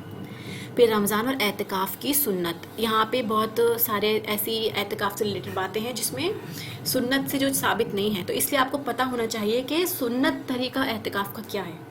اللہ تعالیٰ کا قرب حاصل کرنے کے لیے عبادت کی غرض سے مسجد میں رہنا، اعتکاف کی ڈیفینیشن ہو گئی. یہ اعتکاف کہلاتا ہے کہ آپ عبادت کی غرض سے کہ اللہ کے قرب حاصل کریں گے مسجد میں رہنا اعتکاف کہلاتا ہے. گھر میں نہیں ہوتا اعتکاف. سنت اعتکاف کی بات ہو رہی ہے. یہ سنت موقدہ کفایہ ہے. کفایہ مطلب یہ ہے کہ اگر کچھ لوگ بھی کریں گے تو سب کی طرف سے ادا ہو جائے گا. یہ ضروری نہیں ہے کہ ہر ایک بندہ مسجد میں جائے. اگر بڑے شہروں دیہاتوں میں کوئی بھی اعتکاف نہ کرے تو سب کے ذمے ترک سنت کا وبال رہتا ہے. کسی نے بھی نہیں کرا تو سب کو اس کا وبال پڑے گا، اور اگر کوئی ایک بھی اعتکاف کر لے تو سب کی طرف سے سنت ادا ہو جائے گی. ٹھیک ہے، تو آپ کو آج یہ بات پتہ چلی سنت کفایہ کیا ہوتی ہے، یعنی کافی ہونا. کسی ایک کے کرنے سے بھی وہ کافی ہو جاتی ہے. اور اس کی مدت رمضان کا تیسرا عشرہ یعنی آخری 10 دن ہے. سنت اعتکاف 10 دنوں، آخری کے 10 دنوں میں ہوتا ہے. اس مدت میں دنیاوی کاموں، نفسانی خواہشات، دل پسند مشاغل اور اہل و عیال سے الگ ہو کر، کیونکہ سب سے بڑی ڈسٹریکشنز ہماری یہی ساری چیزیں ہیں، آپ سب کو پتہ ہے، تو ہمیں صرف اللہ کے لیے اپنی عبادت کو وقف کر لیں. ٹھیک ہے، اپنے لیے، اپنے اللہ کی رضا کے لیے اپنے آپ کو صرف اللہ کے لیے کر دیں. حضرت ابو ہریرہ سے کیا روایت ہے، ہر سال رمضان میں نبی صلی اللہ علیہ وسلم 10 دن اعتکاف فرماتے، لیکن وفات کے سال آپ نے 20 دن فرمایا. جس سال اللہ کے رسول صلی اللہ علیہ وسلم کو وفات پانی تھی، کیونکہ ان کو پتا تھا انہیں نیکسٹ سال نہیں ملے گا، تو آپ نے 20 دن اعتکاف فرمایا. اگر کسی کو اعتکاف کے لیے 10 دن میسر نہ آ سکے تو جتنے دن میسر ہوں اتنے دن ہی اعتکاف کر لینا چاہیے. ٹھیک ہے. پھر حضرت عمر نے نبی صلی اللہ علیہ وسلم سے پوچھا کہ اے اللہ کے رسول، میں نے زمانہ جاہلیت میں مسجد حرام میں ایک رات کا اعتکاف کرنے کی نظر مانی تھی. آپ صلی اللہ علیہ وسلم نے کیا فرمایا کہ اپنی نظر پوری کرو. تو کیا پتہ چلا کہ آپ ایک رات بھی کر سکتے ہیں. یہ سب بھی نفل، آپ کے نفلی عبادت میں شمار ہوں گے.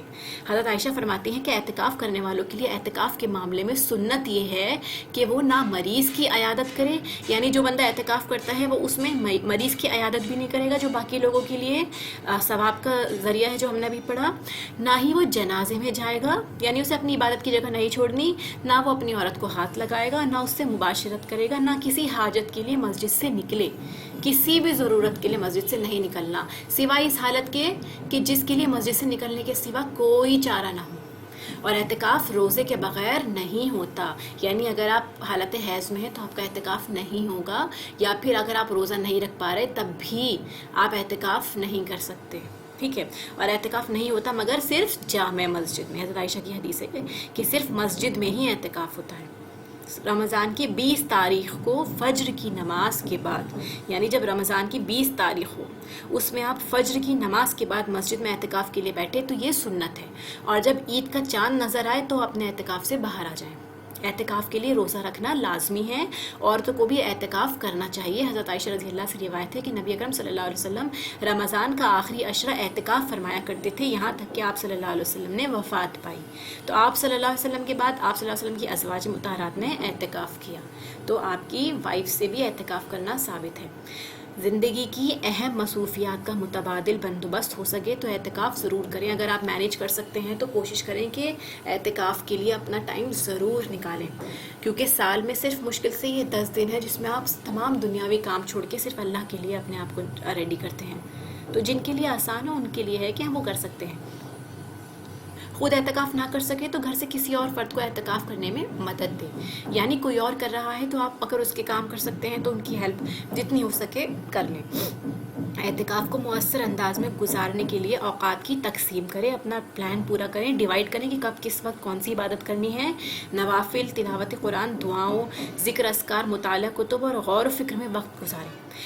اگر ان کیس ہم لوگ اعتکاف نہیں کر پا رہے ٹھیک ہے، مسجد میں نہیں جا پا رہے، ہر بندے کے لیے فیسلٹی نہیں ہوتی ہے کہ وہ اتنی آسانی سے کر سکے، اور آپ کا دل ہے کہ آپ اللہ کو راضی کرنا چاہتے ہیں، تو آپ کے لیے یہ جواب آپ کے سامنے ہے کہ آپ کیا کریں، کم سے کم لاسٹ 10 ڈیز میں کیا کریں، زیادہ سے زیادہ عبادت میں لگائیں اپنے آپ کو، اور لوگوں سے کم بات چیت کریں، جتنی ضرورت ہے اتنی کر لیں، آپ صرف اللہ سے بات کرتے رہیں، چاہے آپ اپنے گھر میں ہوں، زیادہ سے زیادہ اپنے نفل پڑھے، ایک جگہ آپ نے اپنی تعین کر لی کہ ہاں مجھے اسی جگہ پہ بیٹھنا ہے، یہیں پہ عبادت کرنی ہے، روزہ کھل کے یہیں بیٹھ جانا ہے، آ کے صرف قرآن آپ پڑھیں، دعائیں مانگیں زیادہ سے زیادہ، تو آپ کیا کریں کہ اس میں آپ اپنا وقت لگا سکتے ہیں، ٹھیک ہے۔ جو عورتیں نہیں جا پا رہی ہیں مسجد میں، وہ گھر میں بھی اسی طرح ایسے ہی ٹائم کو ڈیوائڈ کر کے کوشش کریں کہ دنیاوی کوئی بھی بات نہ ہو، کوئی فیملیل بات نہ ہو، عید کی کوئی اس طرح کی بات نہ ہو جب تک لاسٹ کا ٹائم نہ ہو، تو آپ اس طرح بھی اپنے اعتکاف کا لطف اٹھا سکتے ہیں کہ آپ کو کوشش تو یہ کرنی ہے کہ ہمیں اللہ سے جڑنا ہے۔ تو اگر ہم نہیں جا پا رہے ہیں اسپیشلی اعتکاف کرنے، تو اپنے آپ کو گھر میں ہی ایسا بالکل امیجن کریں، فیل کریں، کیونکہ اللہ تعالیٰ تو نیت کو جانتا ہے، بندے کی نیت اللہ سے جڑنے کی ہونی چاہیے، اور ثواب دینے والا تو اللہ ہے۔ اسی لیے اس چیز کو آپ زیادہ سے زیادہ کوشش کریں، پریکٹس کریں، ویسے پورے مہینے ہی کرنا ہے لیکن لاسٹ میں زیادہ۔ ہر قسم کے غیر مفید کاموں سے اجتناب کریں، مسجد میں اعتکاف کے دوران دیگر ساتھیوں کے ساتھ غیر ضروری گفتگو اور بحث مباحثہ، لڑائی سے گریز کریں، اور یہی کام اگر ہم گھر میں بھی کریں گے تو ہمارے لیے بہت اچھا ہے۔ اعتکاف کا مقصود خلوت یعنی گوشہ نشینی ہے، اسی لیے غیر ضروری میل ملاقات سے آپ پرہیز کریے، آپ گھر میں ایک کونے میں بیٹھ جائیے، وہیں پہ آپ اپنی عبادت میں لگے رہیے۔ دوران اعتکاف کسی بھی تکلیف پر صبر و تحمل کا مظاہرہ کریں، اگر آپ کو کوئی تکلیف ہوتی ہے کسی بھی طرح کی، تو آپ کیا کریں، صبر سے کام لیں۔ پھر دیکھیے رمضان اور شب قدر، لیلۃ القدر انتہائی سعادت کی رات ہے، اسی رات قرآن مجید نازل ہوا جو انسانوں کی ہدایت کا ذریعہ ہے۔ شب قدر 1000 مہینوں سے زیادہ بہتر ہے، آپ کو پتہ ہے، اور یہ رات کب تک ہوتی ہے، طلوع فجر تک، سلامتی، طلوع فجر تک مسلسل سلامتی رہتی ہے، یعنی جب تک فجر کی اذان نہیں ہو رہی۔ اس رات کی فضیلت میں پوری سورت اللہ تعالیٰ نے نازل فرمائی ہے، اور اس رات کو تلاش کرتے ہوئے آخری عشرے کی طاق راتیں عبادت میں گزاری جاتی ہیں، خصوصی طور پر طاق راتیں، اور رات میں جبرائیل علیہ السلام اور فرشتے خیر و برکت اور رحمت کے ساتھ اترتے ہیں، جو تعداد میں بہت زیادہ کثرت سے ہوتے ہیں۔ کیا فرمایا رسول اللہ صلی اللہ علیہ وسلم نے، بلا شبہ اس رات کو زمین میں فرشتوں کی تعداد کنکریوں کی تعداد سے بھی زیادہ ہوتے ہیں۔ کنکریاں آپ کو پتہ ہے، چھوٹے چھوٹے سے پتھر، تو اتنے فرشتے اس رات میں اترتے ہیں۔ آپ یہ دیکھیے کتنی فضیلت کی رات ہے۔ اس رات میں ایک اچھا عمل 1000 ماہ کے عمل سے بہتر ہے۔ حضرت انس بن مالک سے روایت ہے کہ رمضان آیا تو رسول اللہ صلی اللہ علیہ وسلم نے فرمایا، یہ مہینہ جو تم پر آیا ہے اس میں ایک ایسی رات ہے جو 1000 مہینوں سے بہتر ہے، جو شخص اس سے محروم رہا وہ ہر بھلائی سے محروم رہا۔ اس رات کی سعادت سے صرف بدنصیب ہی کو محروم کیا جاتا ہے۔ تو لیلۃ القدر کو تلاش کیسے کریں گے، طاق راتوں میں، جیسے آپ کو بتایا کہ رسول اللہ صلی اللہ علیہ وسلم جو ہے رمضان کے آخری عشرے میں شب قدر کو تلاش کرو۔ پھر اگر تم میں سے کوئی کمزوری دکھائے یا عاجز ہو جائے تو آخری 7 راتوں میں تو سستی بالکل نہ کریں۔ یہ بتا دیا 10 کا، لیکن اگر کوئی کمزور ہے یا پھر آپ کو لگتا ہے کہ وہ پورا نہیں کر سکتا تو اسپیشلی آخری 7 راتوں میں تو بالکل سستی نہ کریں۔ ایسے ہی شب قدر کی راتوں میں قیام کرنا گناہوں کی بخشش کا سبب ہے، میں نے آپ کو یہ بتائی دی حدیث آلریڈی۔ اجتماعی عبادت کی صورت میں کسی بھی قسم کے شور ہنگامے، جہاں بہت سارے لوگ مل کے عبادت کر رہے ہیں وہاں پہ گپ شپ، لڑائی جھگڑا، ان سب سے پرہیز کریں اور صرف عبادت پہ توجہ رکھیں۔ گھر میں بھی آپ ہیں تو کوشش کریں کہ فضول گفتگو نہ ہو، صرف عبادت پہ آپ کا دھیان ہو۔ نبی صلی اللہ علیہ وسلم ہمیں شب قدر کی خبر دینے کے لیے تشریف لا رہے تھے کہ 2 مسلمان آپس میں جھگڑا کرنے لگے۔ یہ رات جو ہڈن ہوتی ہے، اس کی کیا وجہ ہے، آپ یہ دیکھیے، اس حدیث میں پتہ چل رہا ہے کہ لوگ جھگڑا کر رہے تھے، 2 مسلمان آپس میں لڑ رہے تھے۔ اس پر آپ صلی اللہ علیہ وسلم نے کیا فرمایا، میں آیا تھا کہ تمہیں شب قدر بتا دوں، یعنی وہ رات ہمیں بتائی جا سکتی تھی کہ 27 ہے یا 25 ہے یا 23 ہے، جو بھی رات ہے، کہ یہ رات اسپیشل ہے، جیسے ہمیں پتہ ہے نا جمعے کا دن ہے پورے ہفتے میں، تو یہ رات بھی بتائی جاتی، لیکن لوگوں کے جھگڑے کی وجہ سے اس کا علم اٹھا لیا گیا۔ اور امید ہے کہ تمہارے حق میں یہی بہتر ہوگا کہ کم سے کم لوگ اسی بہانے جو ہے زیادہ سے زیادہ راتوں میں، کم سے کم 5 آخری راتوں میں تو ضرور عبادت کریں گے۔ اسی لیے بھی ہو سکتا ہے، دوسرا لڑائی کی وجہ سے بھی، تو لڑائی جھگڑا کرنا ہے، آپ یہ دیکھیے کتنی نعمتوں سے انسان کو محروم کر سکتا ہے۔ پھر شب قدر کی صبح کو سورج کے بلند ہونے تک اس کی شعاع نہیں ہوتی. یہ جو پہچان بتائی گئی ہے شب قدر کی، اس میں یہ ہے کہ جو نیکسٹ ڈے جو سورج نکلتا ہے اس میں ریز نہیں دکھیں گی آپ کو، وہ ایسے ہوتا ہے جیسے تھالی، یعنی آپ اس کو آرام سے دیکھ سکتے ہیں. حضرت ابو ہریرہ رضی اللہ سے روایت ہے کہ ہم نے رسول اللہ صلی اللہ علیہ وسلم کے پاس شب قدر کا ذکر کیا تو آپ نے فرمایا کہ تم میں سے کون اسے یعنی شب قدر کو یاد رکھتا ہے. اس میں جب چاند نکلتا ہے تو ایسے ہوتا ہے جیسے بڑے تھال کا کنارہ، ایسے ہی چاند بھی بڑے تھال کی طرح ہوتا ہے. اگر آپ علامات دیکھنا چاہتے ہیں تو آپ یہ علامات نوٹ کر سکتے ہیں. پھر شب قدر آسان اور معتدل رات ہے جس میں نہ ہی گرمی ہوتی ہے اور نہ ہی سردی، اور اس صبح کا سورج اس طرح طلوع ہوتا ہے کہ اس کی سرخی مدھم ہوتی ہے. پھر یہ حدیث دیکھیے، حضرت زر سے روایت ہے، انہوں نے کہا کہ میں نے حضرت ابی ابن کعب رضی اللہ کو یہ فرماتے ہوئے سنا. ان سے کہا گیا کہ حضرت عبداللہ ابن مسعود فرماتے ہیں جو آدمی سارا سال قیام کرے تو وہ لیلۃ القدر کو پہچان جائے گا، یعنی وہ پہنچ جائے گا. جس بندے نے پوری رات، پورے سال کی جتنی بھی راتیں تھیں عبادت کی ہے، یعنی وہ فجر سے تھوڑا ٹائم پہلے تہجد کے وقت اٹھتا ہے، دعائیں کرتا ہے، تو یقیناً اسے وہ رات ضرور ملے گی. حضرت ابی فرمانے لگے کہ اللہ کی قسم جس کے سوا کوئی معبود نہیں، وہ شب قدر رمضان میں ہے. وہ یقین کے ساتھ قسم کھاتے ہیں، اللہ کی قسم بے شک میں جانتا ہوں وہ کون سی رات ہے. یہ وہی رات ہے جس میں اللہ کے رسول نے ہمیں قیام کا حکم دیا. اس رات کی صبح 27 تاریخ تھی اور اس کی علامت یہ تھی کہ سورج طلوع ہوا تو اس کی سفیدی میں شعاع نہ تھی. یعنی جس رات کی یہ بات کر رہے ہیں اس وقت جو شب قدر تھی وہ 27 کی رات کو ہوئی تھی، اور یہ جو ہے تمام لاسٹ کی راتوں میں گھومتی رہتی ہے. تو اس لیے ضروری نہیں ہے کہ ہر سال 27 ہی ہو. اس رات میں یہ تھی کیونکہ نیکسٹ ڈے کی علامت جو رسول اللہ نے بتائی تھی وہ کلیئر ہو گئی تھی، تو انہوں نے اس سے اس کو پہچانا. تو لیلۃ القدر پانے کی تمنا رکھنی ہے ہم سب کو کہ ہمیں ضرور اس کو پہنچنا ہے، اس کے لیے کوشش کرنی ہے. اس رات عبادات خصوصاً قیام کرنے کا، یعنی زیادہ سے زیادہ اس میں نفل نماز پڑھنی ہے، تلاوت قرآن کرنی ہے، تسبیح و ذکر اذکار، پورا پروگرام سیٹ کریں، گھر والوں کو سیٹ اٹھائیں، سب کو بتائیں کہ کس کس طرح کون کون سی عبادت کی جائے گی. بچوں اور گھر والوں کو بھی عبادات میں اپنے ساتھ شریک کریں، اور حیض والی خواتین ذکر و تسبیح کریں اور تلاوت قرآن مجید کو وہ سنیں. تو لیلۃ القدر میں اس دعا کو کثرت سے پڑھیں. آپ کو پتہ ہے لیلۃ القدر کی یہ دعا ہوتی ہے، اللہم انک عفو کریم تحب العفو فاعف عنی. ٹھیک ہے، تو جب حضرت عائشہ پوچھتی ہیں رسول اللہ سے کہ اے اللہ کے رسول اگر میں شب قدر پالوں تو اس میں کیا کہوں، تو اس لیے آخری کی راتوں میں آپ کو یہ دعا کثرت سے پڑھنی ہے کہ اے اللہ تو معاف کرنے والا ہے، کرم فرمانے والا ہے، معاف کرنے کو پسند کرتا ہے، بس مجھے معاف فرما دے. تو یہ خاص دعا بتائی جاتی ہے شب قدر کی. پھر روزے کے احکام، کچھ امپورٹنٹ باتیں ہیں روزے سے ریلیٹڈ. لغت عربی میں سیام، میں نے آپ کو بتایا ہی تھا کہ سیام کا کیا مطلب ہے، مطلق رک جانے کو کہتے ہیں. شریعت میں اس کا مفہوم ہے کہ عبادت کے ارادے سے آپ کھانے پینے سے اور اپنی تمام دیگر نفسانی خواہشات سے اپنے آپ کو بچاتے ہیں صبح صادق سے لے کے سورج غروب ہونے تک. اور ہر بالغ عاقل مقیم مطلب جو سفر پہ نہیں ہے اور روزے کی طاقت رکھنے والے پر یہ روزہ فرض ہے. فرض روزے کی نیت فجر سے قبل کرنا ضروری ہے، یعنی جس دن کا آپ کو روزہ رکھنا ہے تو آپ کے ذہن میں یہ ہو، نیت ہو آپ کی کہ آپ کو روزہ رکھنا ہے آج کا. نیت کے لیے دل کا ارادہ کافی ہے، زبان سے کوئی الفاظ ادا کرنا یہ سنت سے ثابت نہیں ہے. دل کا ارادہ آپ کو پتہ ہے کافی ہے. روزے کی حالت میں مسواک کرنا سنت سے ثابت ہے، آپ مسواک بھی کر سکتے ہیں. آنکھ میں سرما لگانے سے روزہ نہیں ٹوٹتا. ناک میں دوا ڈالنے سے دوا حلق یا معدے تک پہنچ جائے تو روزہ ٹوٹ جائے گا. اگر آپ نے ناک میں ڈالی ہے تو یقیناً وہ حلق میں جاتی ہی ہے، اس لیے کوشش کریں اس سے پرہیز کریں. اور آنکھ میں سرما لگانے سے نہیں ٹوٹتا. ٹھیک ہے، گرمی کی شدت سے روزے دار غسل یا کلی کر سکتا ہے، بس شرط یہ ہے کہ حلق تک پانی نہ جائے. روزے کی حالت میں وضو کرتے وقت ناک میں اس طرح پانی ڈالنا کہ حلق تک پہنچنے کا اندیشہ ہو، یہ جائز نہیں. تو آپ کو کلی جو کرنی ہے روزے میں وضو کرتے ٹائم تو وہ آپ کو صرف آگے سے کرنی ہے، حلق تک نہیں پہنچانا. نقصیر یعنی ناک سے خون کا نکلنا، استحاضہ جو پرابلم ہوتی ہے لیڈیز کو جس میں ان کی بلیڈنگ بہت جلدی اور بہت دنوں تک رہتی ہے، اور جیسا دوسرا خون نکلنے سے روزہ نہیں ٹوٹتا. کہیں سے باڈی سے آپ کا خون نکلا تو اس سے روزہ نہیں ٹوٹے گا.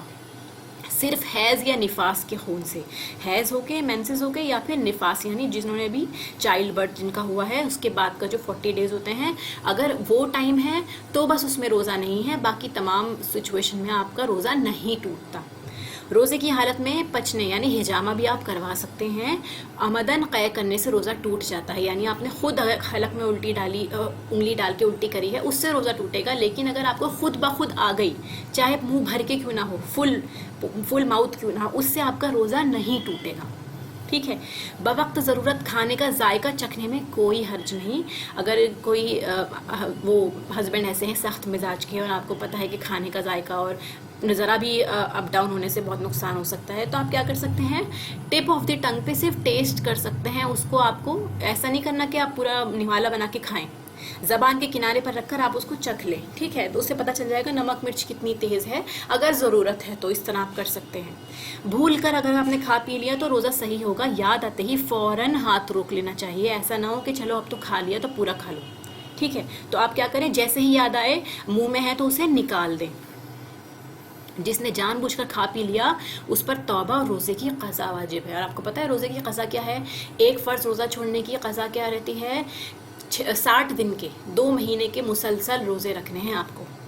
روزے کی حالت میں تھوک نکلنے میں کوئی مذائقہ نہیں. دانت سے خون نکلنے سے روزے پر کوئی اثر نہیں پڑتا.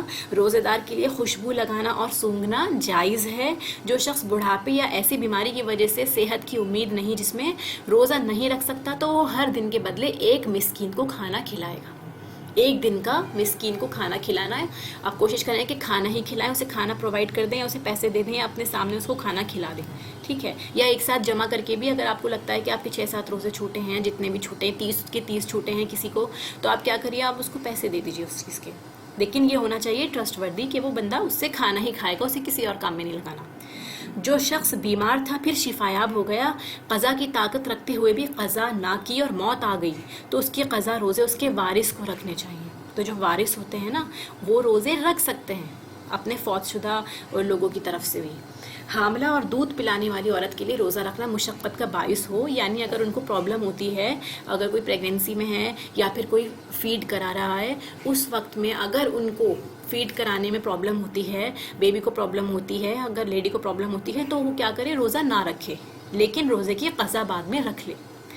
مسافر کے لیے مطلقاً روزہ نہ رکھنا افضل ہے. جو سفر میں ہوتے ہیں تو اگر وہ روزہ نہ رکھیں تو بہتر ہے ان کے لیے, کیونکہ روزے کی سفر کی حالت میں آپ کو بتائیں کہ بہت مشقتیں ہوتی ہیں, بہت پریشانیاں رہتی ہیں, تو انسان کی طبیعت پر بہت افیکٹ رہتا ہے.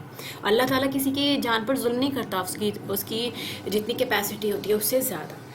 سفر کی حالت میں آپ کو بتا دیا کہ رسول اللہ صلی اللہ علیہ وسلم روزہ رکھنا اور نہ رکھنا دونوں طرح سے ثابت ہے رسول اللہ سے, یعنی روزہ رکھا بھی ہے اور نہیں بھی رکھا.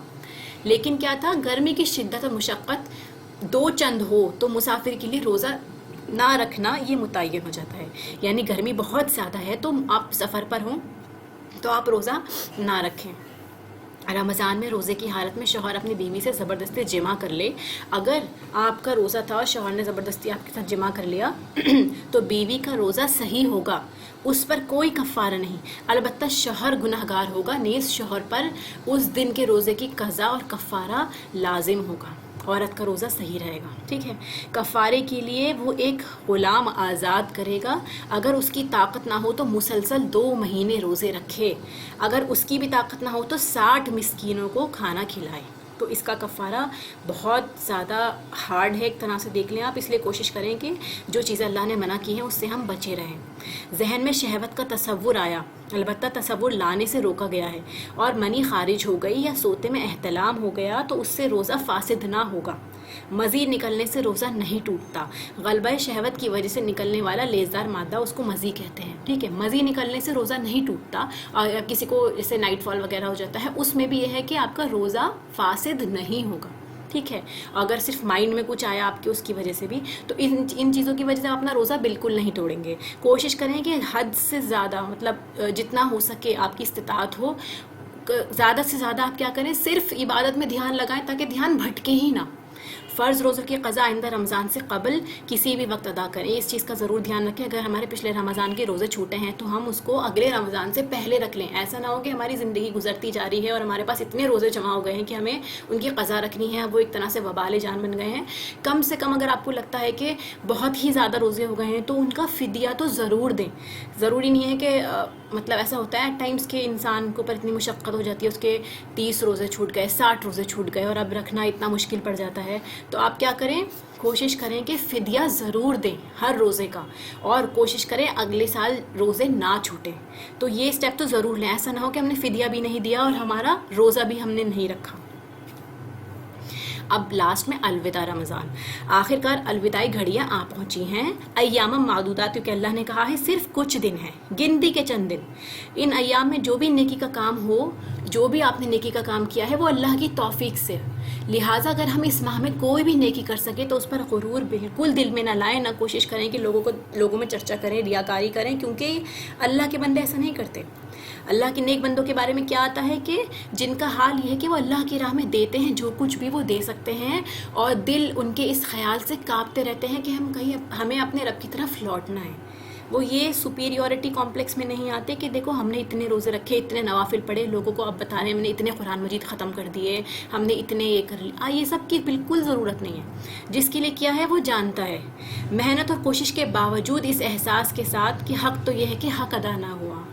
یہ اگر آپ کے اندر ہے تو آپ کے اندر عاجزی ہوگی کہ ہم جتنا کریں کم ہے. تو کیا آواز آئے گی اس دل سے، اے رب تو ہمارے اعمال کو نہ دیکھ، اپنی وسعت رحمت کو دیکھ. یعنی جتنی وسیع رحمت اللہ کی ہے، اللہ تعالیٰ اس کو دیکھیے، یہ مت دیکھیے کہ ہمارے اعمال کیسے ہیں، کیونکہ ہمارے اعمال اس لائق ہی نہیں ہے کہ وہ قبول ہو سکے. کتنی حقیر ہماری عبادت ہے اور اللہ کی رحمت اتنی وسیع ہے. تو آپ اللہ سے یہ دعا کریے تو ہمیں اپنا قرب ہماری عبادت کی وجہ سے نہیں بلکہ اپنے کرم کی بدولت عطا کر. تو اپنی عبادت کو ہماری آنکھوں کی ٹھنڈک بنا دے، ہمیں اخلاص کی دولت سے نواز، بغیر حساب کے بخش دے، کیونکہ تو ہی واسع المغفرہ ہے. یعنی اللہ تعالیٰ بنا حساب کے ہمیں بخش دے. اس رمضان میں جو کچھ ہو سکا وہ صرف تیری خاص عنایت کی وجہ سے تھا، جو نہ ہو سکا وہ سراسر ہماری اپنی کوتاہی اور غفلت کی وجہ سے ہی تھا. یا رب ہمیں آئندہ تمام زندگی کے لیے صراط مستقیم پر جمائے رکھنا اور کبھی نیکی کے مواقع سے محروم نہ کرنا. تو اپنا جائزہ لیجئے، کیا یہ رمضان ہمارے اندر تبدیلی لانے کا ذریعہ بنا؟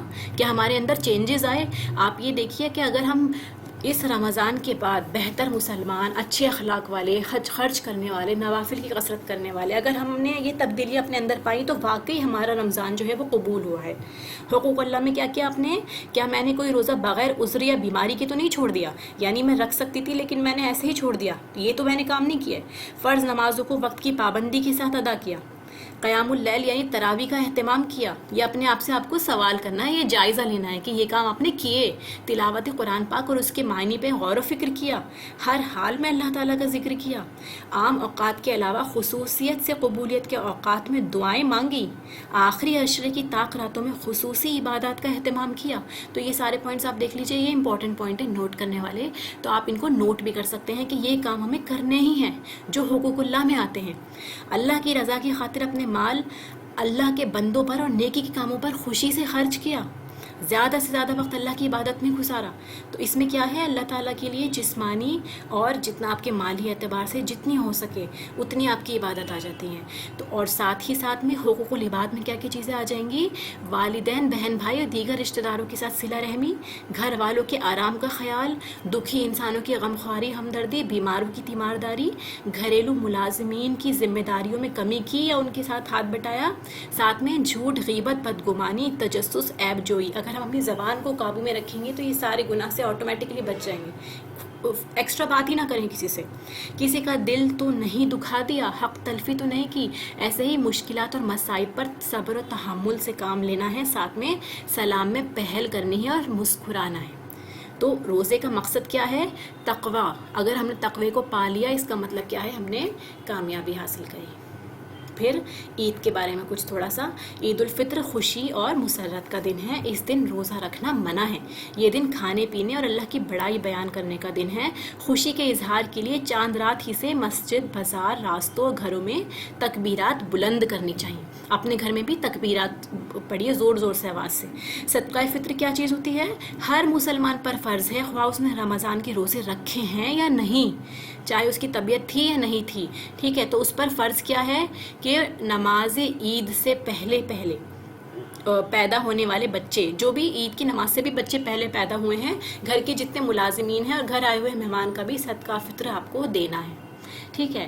تو اس کے لیے کیا کریں گے, صاحب نصاب ہونا آپ کو شرط نہیں, ضروری نہیں ہے کہ آپ پہ زکوٰۃ واجب ہے تو ہی آپ صدقہ فطر نکالیں گے. صدقہ فطر جو ہے ہر بندے کا, چاہے اس نے روزہ رکھا ہے یا نہیں رکھا ہے, اس کی طبیعت ٹھیک تھی یا پھر نہیں تھی, چھوٹا بچہ ہے یا مہمان, سب کا صدقہ فطر آپ کو نکالنا ہے.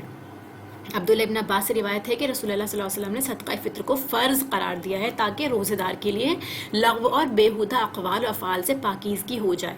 جو ہم صدقہ فطر نکالتے ہیں اس کی کیا وجہ ہے؟ جو بھی رمضان میں ہم سے روزوں میں کوتاہی ہوئی ہے, کمی ہوئی ہے, ایک طرح سے ہم کمپنسیشن دے رہے ہیں اللہ کو راضی کرنے کے لیے کہ اللہ تعالیٰ ہمیں معاف کر دیجئے, ہم آپ سے معافی طلب کر رہے ہیں. تو آپ نے اپنے مال میں سے کچھ حصہ نکالا اور ساتھ میں رات کے بعد, یعنی آپ نے جیسے ہی چاند دیکھ لیا اس کے بعد اور اگلے دن کی عید کی نماز سے پہلے آپ کو یہ دینا ہے. اس طرح اس کی حکمت یہ بھی ہے کہ ہر بندے کے گھر میں, ہر مسلمان کے گھر میں عید کے دن کھانا موجود ہو, ایسا نہ ہو کہ کوئی عید کے دن بھی بھوکا رہ جائے. تو اللہ تعالیٰ نے اپنے تمام بندوں کا خیال رکھا اس طرح سے. اور ساتھ میں کیا ہے کہ جو ہم روزے میں لغو بیہودہ باتیں کر دیتے ہیں یا پھر ساتھ میں ہم نے کوئی ایسے گناہ کے کام کیے ہیں جس کی وجہ سے ہمارا روزہ قبول نہیں ہو پا رہا ہے یا پھر روزے میں کمی ہے, تو وہ بھی ہمارا اس سے کمپنسیٹ ہو جائے گا. ایسے ہی زکوٰۃ ہے جو قبول کر لی گئی ہے, ساتھ میں کیا ہے جس نے اسے نماز کے بعد ادا کیا. اگر آپ کی عید کی نماز ہو گئی, آپ نے نماز کے بعد صدقہ فطر دیا, تو یہ آپ عام صدقات میں شمار ہوگا, یہ صدقہ فطر نہیں کہلائے گا. پھر عید کے روز مسواک کرنا, غسل کرنا, بہترین لباس پہننا اور خوشبو لگانا, یہ کام ہم سبھی کرتے ہیں لیکن اس کو سنت کی طرح کرنا ہے کہ یہ سنت ہے, تو ہمیں اس کا انشاءاللہ اور زیادہ ثواب ملے گا. نماز عید کے لیے جانے سے پہلے میٹھی چیز خصوصاً کھجوریں کھانا بھی سنت ہے. عیدگاہ جاتے ہوئے کثرت سے تکبیرات پڑھنا سنت ہے. عید کی 2 رکعتوں سے پہلے اور بعد میں کوئی نفل نماز نہیں ہے. جو عید کی 2 رکعتیں ہیں اس سے پہلے اور اس کے بعد میں آپ کو کوئی ایکسٹرا نفل پڑھنے کی ضرورت نہیں. نماز عید کی ادائیگی کے لیے خواتین کو بھی جانا چاہیے. ام عطیہ سے روایت ہے, وہ فرماتی ہیں کہ ہمیں حکم دیا, یعنی نبی صلی اللہ علیہ وسلم نے کہا کہ ہم جوان کنواری لڑکیوں, پردہ نشین عورتوں کو بھی دونوں عیدوں کے دن نماز کے لیے لائیں. یہ رسول اللہ نے حکم دیا ہے, اور حکم دیا کہ حیض والی مسلمانوں کی نماز کی جگہ سے دور رہیں, لیکن وہ بھی عید کی نماز کے لیے جائیں, بس نماز کی جگہ سے دور رہیں. نماز عید سے واپسی پر راستہ تبدیل کرنا یہ بھی سنت ہے, اور کسی وجہ سے نماز عید نہ پا سکنے والے افراد گھر میں 2 رکعت نماز اپنی ادا کر سکتے ہیں. عید کے روز مسلمانوں کی باہم ملاقات آپس میں محبت بڑھانے کا سبب بنتی ہے. صحابہ کرام اس ملاقات میں ایک دوسرے کو مندرجہ ذیل دعا کرتے تھے. یہ جو دعا ہوتی ہے عید پہ جو ہمیں ایک دوسرے کو دینی چاہیے, تقبل اللہ منا و منکم, اللہ تعالیٰ ہم سے اور آپ سے عبادت کو قبول فرمائے. اور یہ تکبیرات ہیں, آپ کو پتہ ہے یہ تکبیر کون سی پڑھنی ہوتی ہے, یہ تکبیرات آپ کو عید کے دن پڑھنی ہے. ساتھ میں یہ اللہ اکبر کبیرہ والحمد للہ کثیرہ وسبحان اللہ بکرۃ وعصیلا. ساتھ میں شوال کے روزوں کا بھی سنتے جائیں. بس تھوڑا سا, رمضان اور عید گزرنے کے بعد شوال کا جو مہینہ آتا ہے, رمضان کا نیکسٹ مہینہ شوال کا ہے, تو 6 روزے رکھنے کا اس میں اہتمام کرنا ہے. صرف 6 روزے رکھنے ہیں پورے مہینے میں کسی بھی دن. جو شخص رمضان کے روزے رکھ کر شوال کے مہینے میں 6 روزے رکھے, اسے عمر بھر کے روزوں کا ثواب ملتا ہے.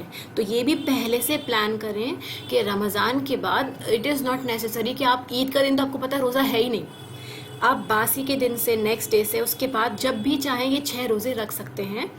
پورے مہینہ میں آپ کے پاس ٹائم ہے. آپ کو کیا ثواب مل رہا ہے اس میں؟ اس صرف 6 روزوں کا عمر بھر کے روزے, جیسے کہ آپ نے عمر بھر روزے رکھے ہیں, اتنا ثواب ہے ان روزوں کا. رمضان کے روزے 10 مہینے اور شوال کے 6 روزے 2 مہینوں کے برابر ہیں. یہ دیکھیے کیلکولیشن دیکھیے آپ اس کی, کہ رمضان کے جو روزے ہیں وہ 10 مہینوں کے برابر ہیں اور شوال کے 6 روزے 2 مہینے کے برابر. اس طرح یہ 1 سال کے روزے ہو گئے, یعنی 360 دن ہوگا اس طرح کمپلیٹ. یہ روزے عید کے فوراً بعد یا وقفے کے ساتھ مسلسل یا الگ الگ, یعنی کنٹینیوس بھی آپ رکھ سکتے ہیں, یا پھر 1 دن چھوڑ کے 2 دن چھوڑ کے, ایک ہفتے میں, اگلا دوسرے ہفتے میں, جیسے چاہے آپ رکھ سکتے ہیں. قضا روزے رمضان میں کسی بھی عذر کی بنا پر چھوڑے گئے روزوں کی قضا جلد از جلد ادا کریں, کیونکہ رمضان کے دنوں کی گنتی پوری کرنا ضروری ہے. لیکن یہ روزے شوال کے نفلی روزوں کے علاوہ رکھے جائیں گے. شوال کے 6 الگ ہیں اور جو چھوٹے ہوئے روزے وہ الگ ہیں. اب سوال یہ اٹھتا ہے کہ پہلے کون سے روزے رکھیں, تو آپ کو پتہ ہے کہ فرض عبادت جو ہے وہ زیادہ امپورٹنٹ ہے, لیکن آپ یہ سمجھ سکتے ہیں کہ پورے مہینے میں آپ یہ روزے مس نہیں کریں گے، آپ رکھ سکتے ہیں، آپ اپنے نفس کو اتنا ریڈی کر سکتے ہیں، تو آپ کیا کریے، پہلے اپنے چھوٹے ہوئے روزے رکھیں، پھر شوال کے بھی. لیکن اگر آپ کو لگتا ہے مشکل ہے اور یہ مہینہ بھی ہاتھ سے نہ چلا جائے، تو آپ کیا کر سکتے ہیں، شوال کے روزے بھی رکھ سکتے ہیں، یا پھر ایک دن آپ نے شوال کا ایک فرض روزہ، جس بھی طرح مناسب ہو، کیونکہ انسان کو نہیں پتا اس کی زندگی کا کون سا دن آخری ہو اور اس کے اوپر فرض روزے ہوں، اگر تو فرض پہلے اتارنا ضروری ہے. تو جیسے بھی توفیق ہو اس طرح سے کرے.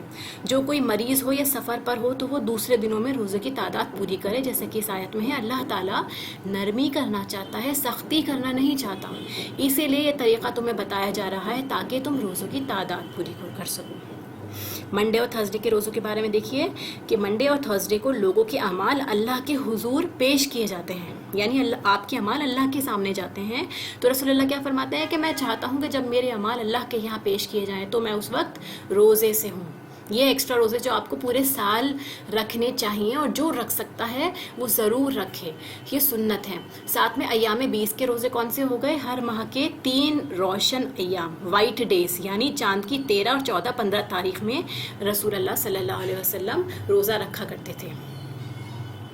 ٹھیک ہے، ہماری کلاس یہ اینڈ ہوتی ہے.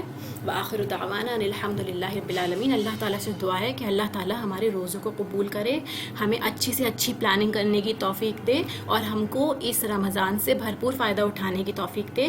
ساتھ ہی ساتھ یہ رمضان ہمارے اندر ایسی چینجز لائیں جو ہم واقعی ہدایت اللہ سے طلب کر رہے ہیں، اور اگلے سال سے پہلے ہم اپنے اندر اتنے چینجز پائیں تاکہ ہمارا رمضان جو ہے وہ قبول ہو سکے. سبحانک اللہم و بحمدک اشہد ان لا الہ الا انت استغفرک و اتوب الیک. السلام علیکم ورحمۃ اللہ وبرکاتہ.